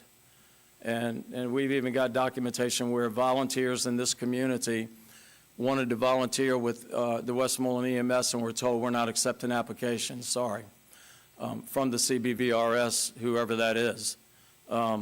So this is kind of predicated me asking Chief Byrd to come tonight to explain why we're doing this volunteer program, and that we're going to have open arms for those who need those certifications. Joey Strong has been running with this organization with the county now for probably at least 2 years. Ever since all of this has happened, he came to the county and said, can I continue to run with y'all because I don't want to lose my certifications, and he runs quite frequently, for those of you that know him, which just about all of us do. But other members that have been put out of the department that were running with us because they were told they had to go through CBVRS before they could run or do anything, and so they were removed from that organization. Like members have been removed from that organization, and a whole lot of things have happened. But it was on Facebook that they disillusioned on November the 13th. We still don't know what all that entails, but based on the resolution that you adopted, our board unanimously adopted or agreed to the same resolution and filed a case with Westmoreland County Circuit Court. And it's not against anybody that's a member. It has nothing to do with any members. It has to do with an organization that's by their own admission is disillusioned. So that's what's predicated us having to do this, because we're talking about hundreds of thousands of dollars somewhere. And there has to be an accounting for that. So I just want to, and I'm almost done, Mayor. I know y'all got a busy schedule, but I just think this is extremely important. And I'm also going to let you know that I'm more than willing sometime in January after the holidays to have and I want to have like a town hall meeting with anybody that's willing to come, or any of you that want to participate, not only to talk about this, but to talk about the partnerships that we've been able to develop over the last several years and how that has benefited us as a town, being part of the county, because we weren't for many, many years. And so it's just been phenomenal, I think, in the last few years. But basically, what we're asking the court to do is grant the dissolution of the Columbia Beach Volunteer Rescue Squad. And there is a Virginia State Code section that allows that. And believe it or not, our county attorney, who's a state senator, is the one that wrote the law and when it was adopted, because we were having issues with another squad in our county that was going through the same issues, and so he presented this to the General Assembly and got this law passed.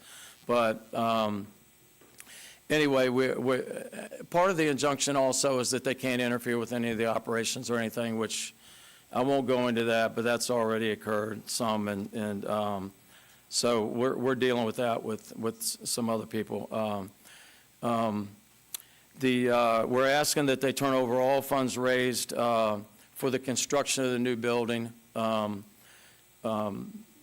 to emergency medical services to Westmoreland County. So, and that's what the law actually states, that it has to go to a county or city. Although we have talked to the town about, we'll do whatever, work with whatever to see, that we do whatever's right.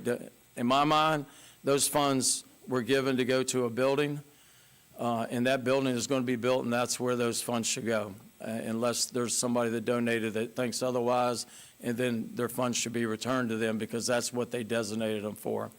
And the last thing that we're going to do is we're requesting an accounting from the last 5 years, showing all expenses of the funds raised for the construction of a new emergency medical services building. So that will go back 5 years, which we know will also cover an area of where there was some funds that were embezzled, and that's been litigated already, but it's going to cover that area as well back in '23. So that's what we've done.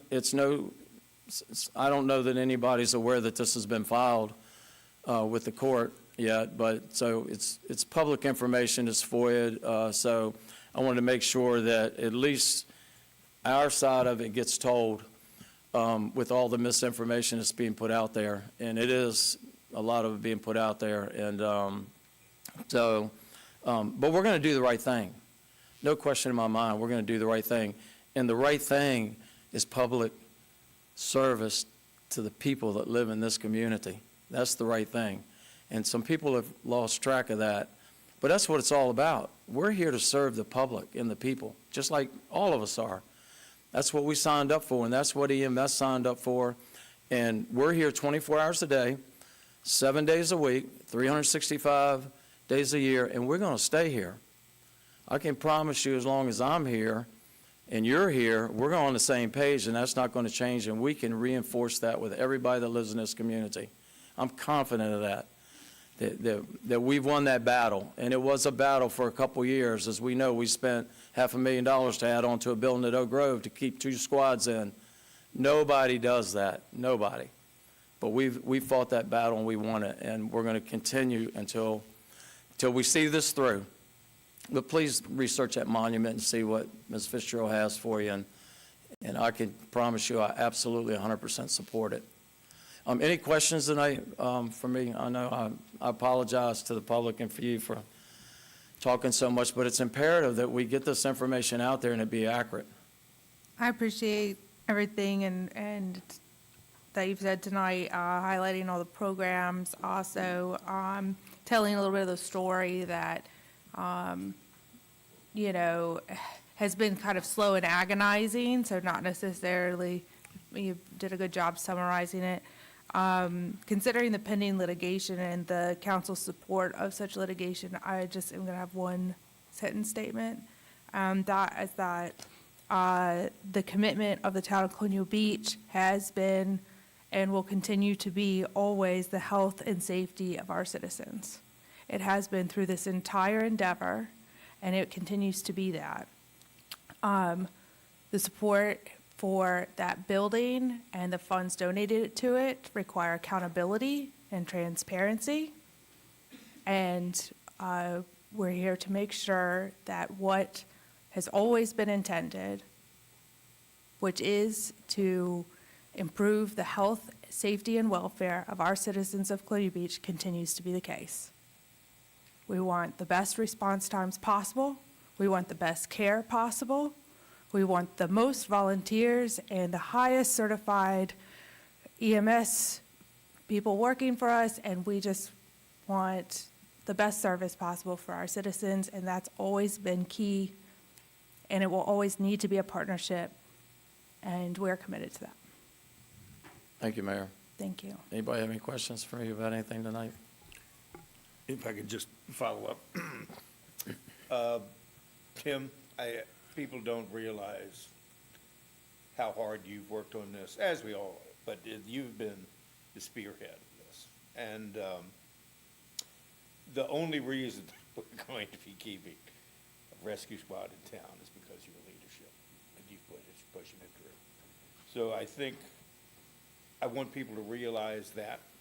Mayor is absolutely right on what she said, but I think it's important that people realize that you have been a champion for Colonial Beach, and I personally thank you, as I'm sure we all do. I grew up here. I love this place. But thank you. I appreciate that, and I don't look for any recognition. We're doing what we were put in office to do. And that's the bottom line. I mean, nobody should expect any less from us but to give 100% of anything that's going to benefit them, whether it's taxes or what it might be. Some things aren't always comfortable, but you got to look out for the people that put you where you're at in their best interests all the time. Thank you very much. Thank you, ma'am. All right, next up is public comment. Oh, I always have a little spiel to say before that starts. All right, during all public comment or hearings, we ask that certain guidelines be followed. We do have general public comment first tonight, and then we will have 2 subsequent public hearings, so these items do apply to all 3. When you come up to the podium, please, for the record, state your name and address. If you'd like to be contacted, please provide your contact information to the clerk. You can do so either after you've commented or if you did ahead of time on the sign-up sheet. That's always helpful to her. Make your comments to the council as a whole. Be brief, state your position, and provide facts. And you may provide written statements and/or supporting materials to the clerk for distribution to the council and the town manager. Since debate is prohibited, follow-up on comments is provided by our town manager, so she needs your contact information to get back to you. Speak clearly, as we want to hear what you have to say, and the council will try to hear everyone who wishes to speak on any subject. Comments are limited to 5 minutes. Time cannot be transferred to another speaker, but if you represent a group, you can identify all the members of your group who are in attendance. And after public comment is closed, I encourage you to stay for council dialogue and deliberation on any of the subsequent items. And with that, we will open public comment, and I'll have 7:55 p.m. on that. First, we have Ms. Kelly Woods-Vaughn. Welcome, Ms. Vaughn.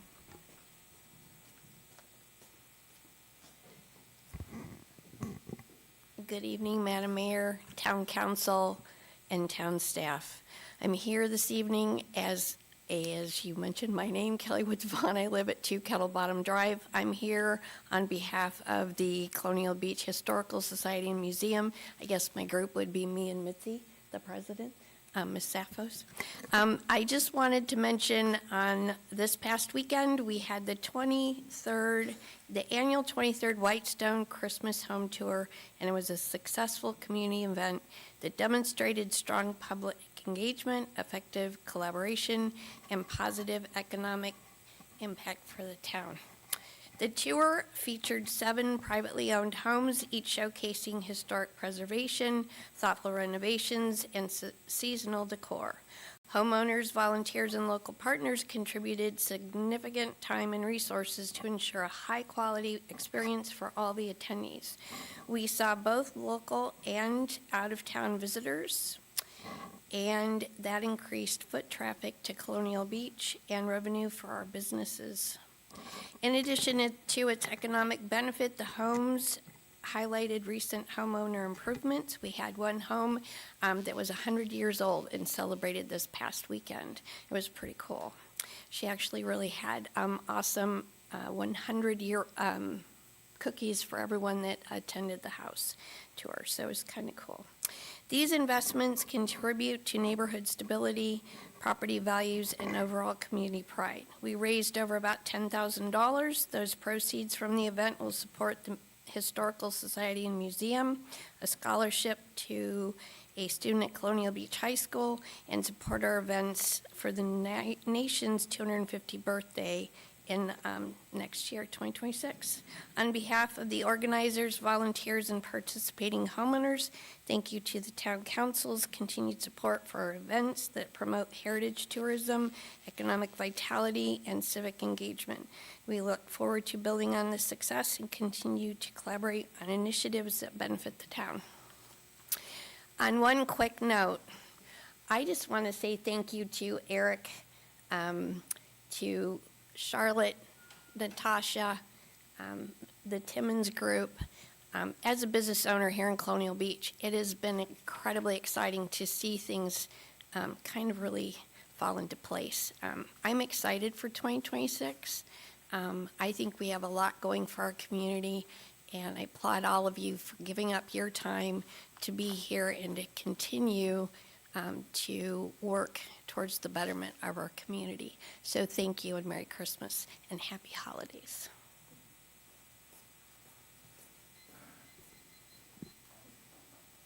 Next up is Mr. Eric Nelson. Welcome, Mr. Nelson. Thank you. Eric Nelson, 1321 Lossing Avenue. Madam Mayor, Council, thank you for letting me speak this evening. And what a good segue. I didn't pay Kelly anything to say that, but it is exactly what I wanted to talk about for just a second. I want to wear my President of Downtown Colonial Beach hat for just a second, and I want to comment on the relationship that we've had with the Timmons Group over the past, I guess, 9 months. They have been really terrific to work with. I think their report is, I have had a chance to look at it, to read it, and I'm very excited and nervous, actually, for all of the work that they have given us to do. But I did want to thank Mr. Ruff and the Timmons Group for their responsiveness and all the hard work they did to put together that report. I think it's a really good roadmap for downtown Colonial Beach and for the town for the next year and years to come. And as Kelly said, I think there's so many things that are coming together right now. We have a great economic development officer here in town who's also the executive director of downtown Colonial Beach, in Charlotte Cole. She's really terrific, and we're excited to have her. She's really a powerhouse. We have a terrific relationship with the town. And, you know, I am in almost disbelief that the county has gone forward and has hired an economic development director, and it's so exciting to have that, have the county as a partner.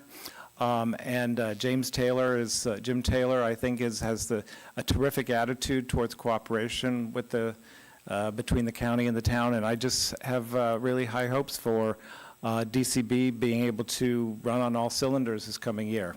Thank you.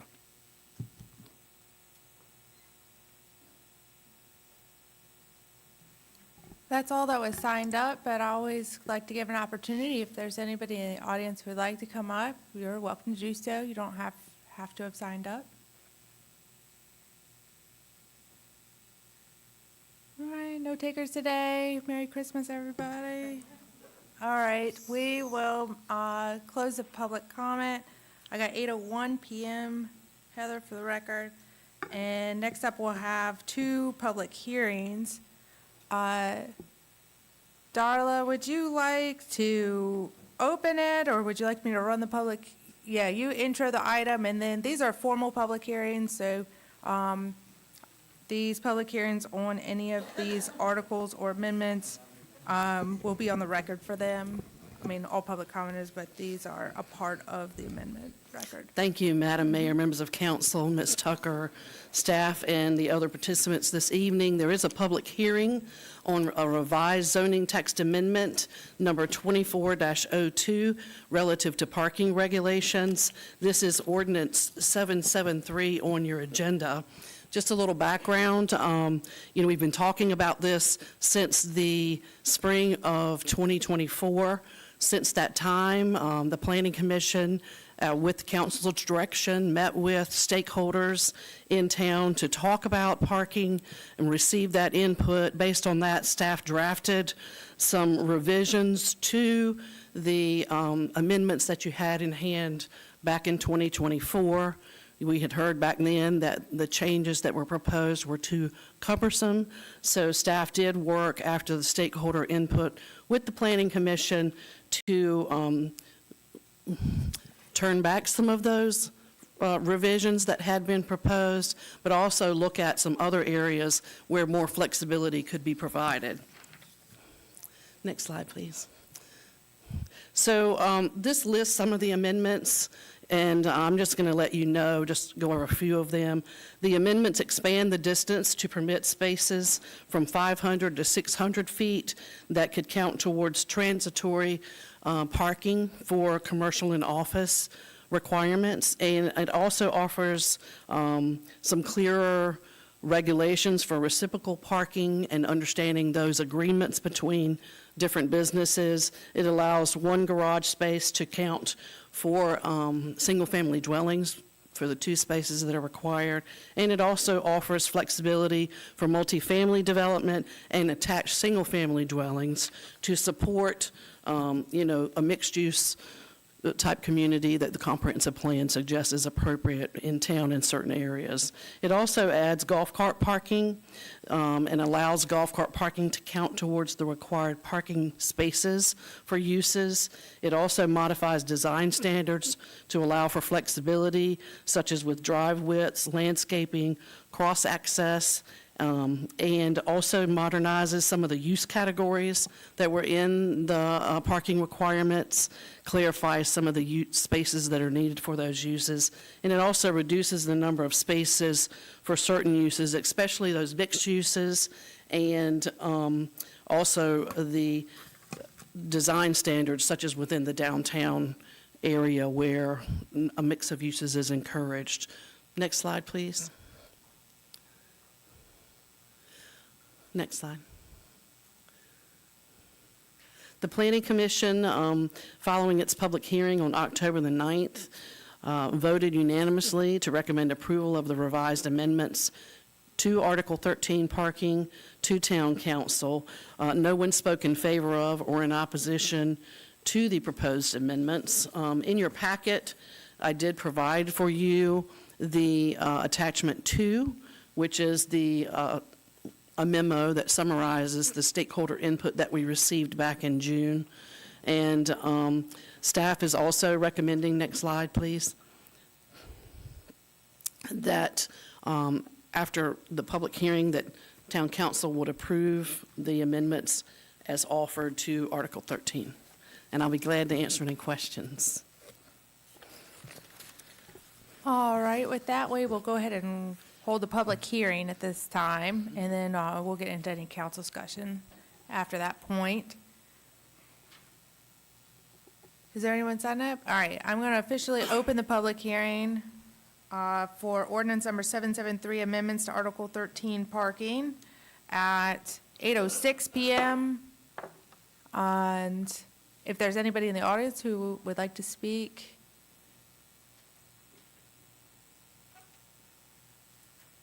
Okay. I will close the public hearing at 8:07 p.m. All right, sounds good. Got it down?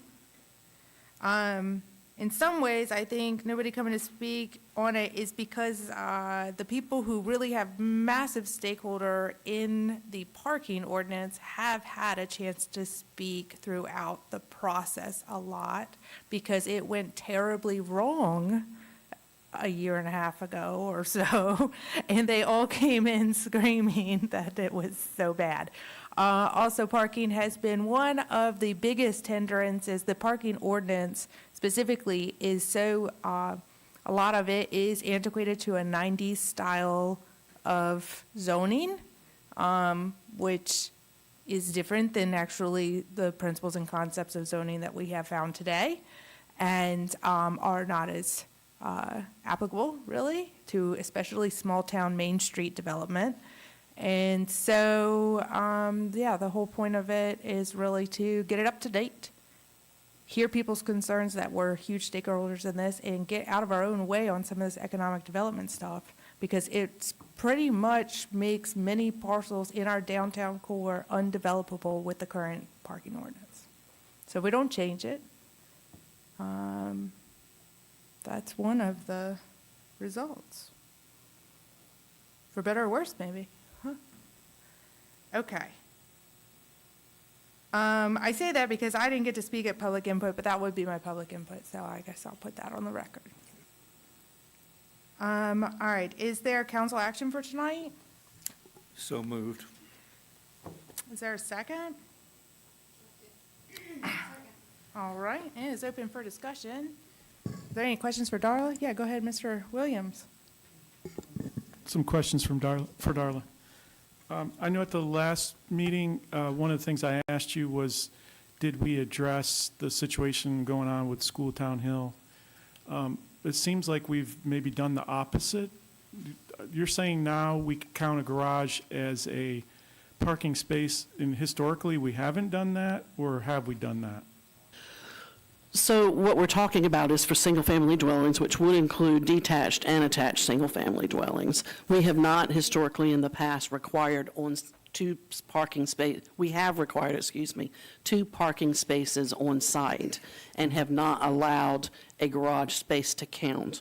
What we heard from contractors, especially in, areas of the town where lots are smaller, and some of those being in the point, and then also with the setback requirements from 15 to 30 feet in the R2 district, contractors were saying that they were having difficulty providing the two spaces and being able to have the flexibility on the lot because of it's smaller to have the house closer. If you have to provide the two spaces, then automatically the house has to be set back further, which creates problems for some of the lots being developable. So yes, we have added in here, based on that input that we received, to allow a garage space to count as one of the two spaces.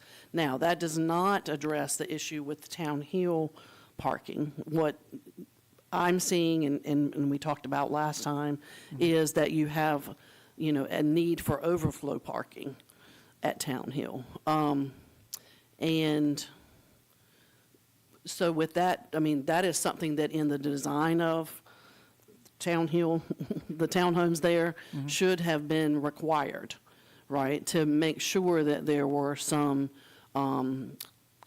overflow parking spaces for visitors.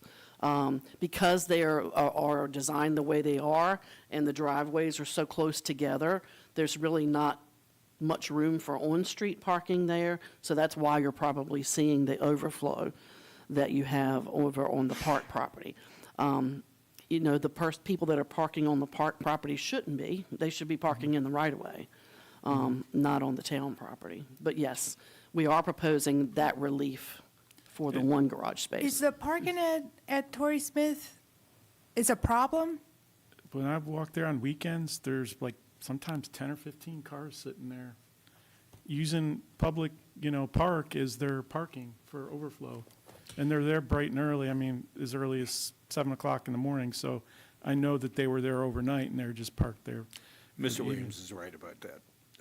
That is a problem there. But that's separate and apart from what we're discussing tonight, right? In my opinion, yes, sir. Yeah, so I agree with Mr. Williams on that, but this is not what this is about.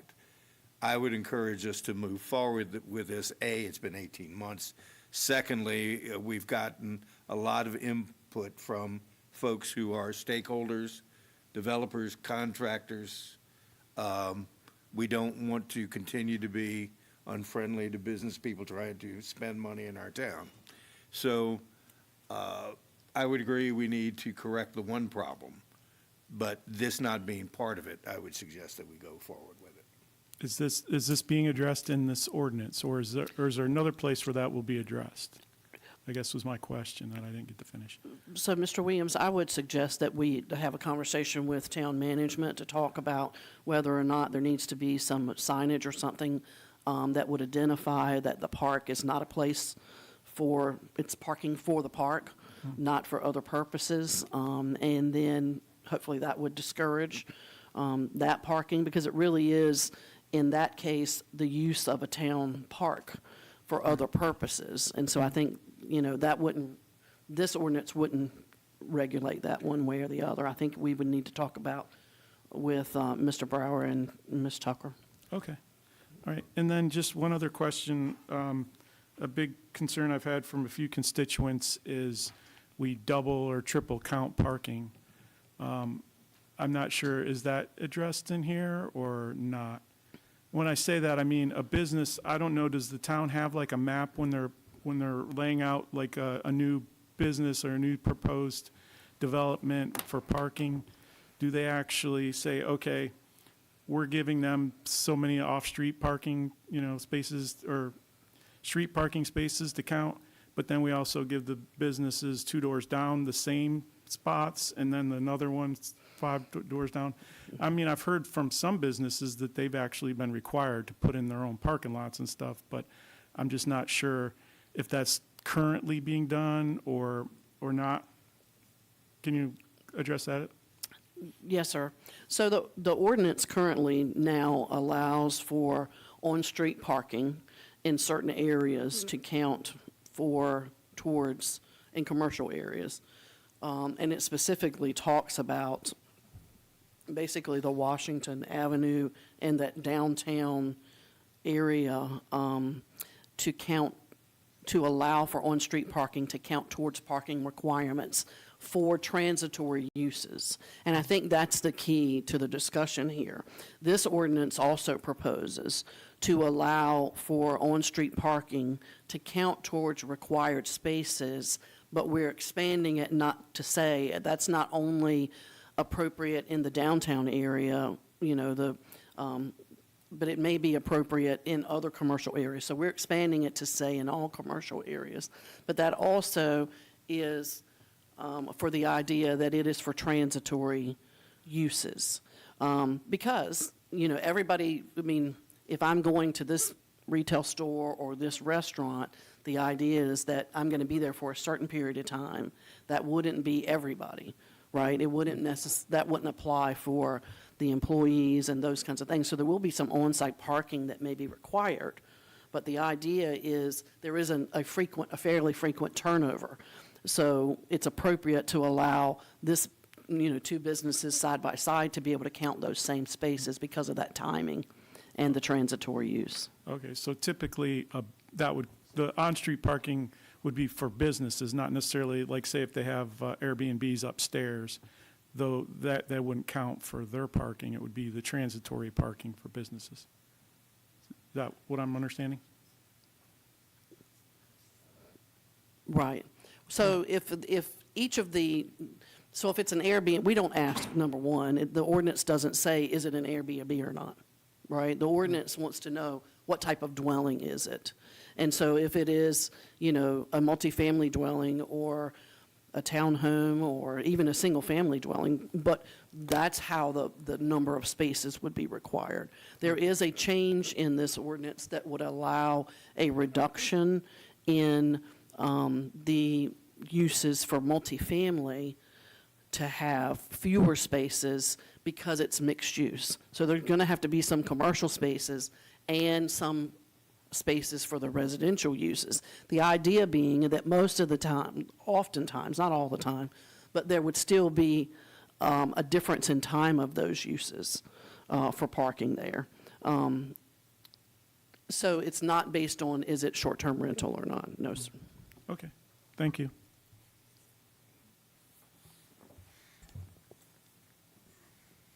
Anyone else?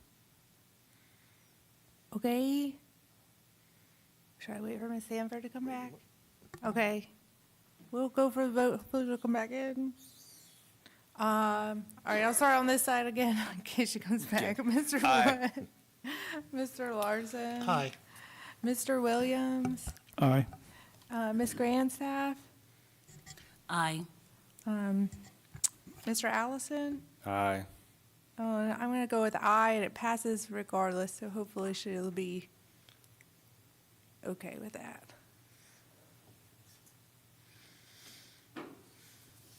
All right. Next up is ordinance number 772.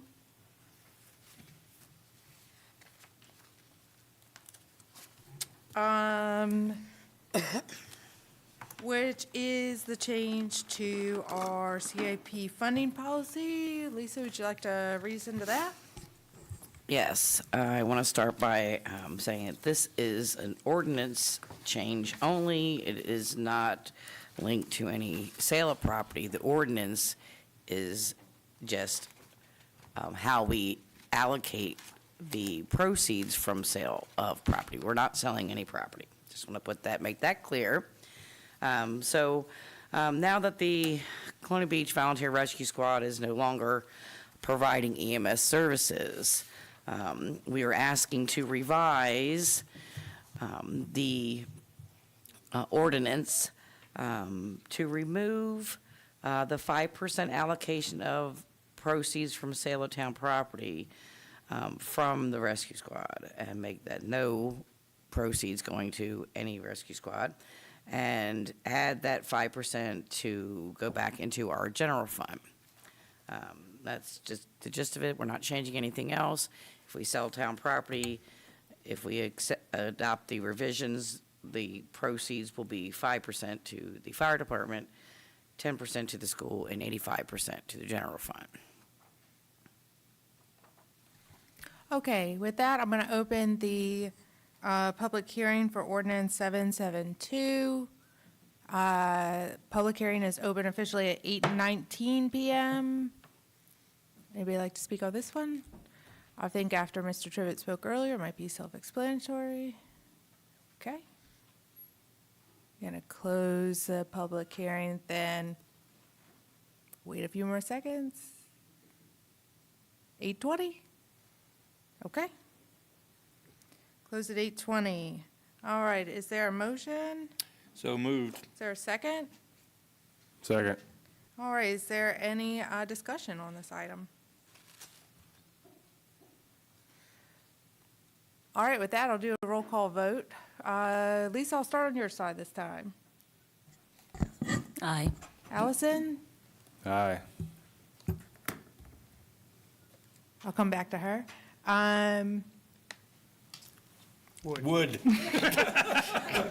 Trees are made of. Would you like to answer? I'm the old guy up here. Wood, how do you vote? Aye, Captain. Larson, not Parsons? Aye. Okay, Williams? Aye. And Maggie, just to let you know, we're on the capital improvements change 772. Would you like to vote on it? Okay, not to put you on the spot. I apologize for that. All right, and I vote aye, and that's it. And with that, we have no further business today. Everybody like to adjourn at 8:21 PM? All right, aye. Captain? Merry Christmas, Happy New Year. Adjourned.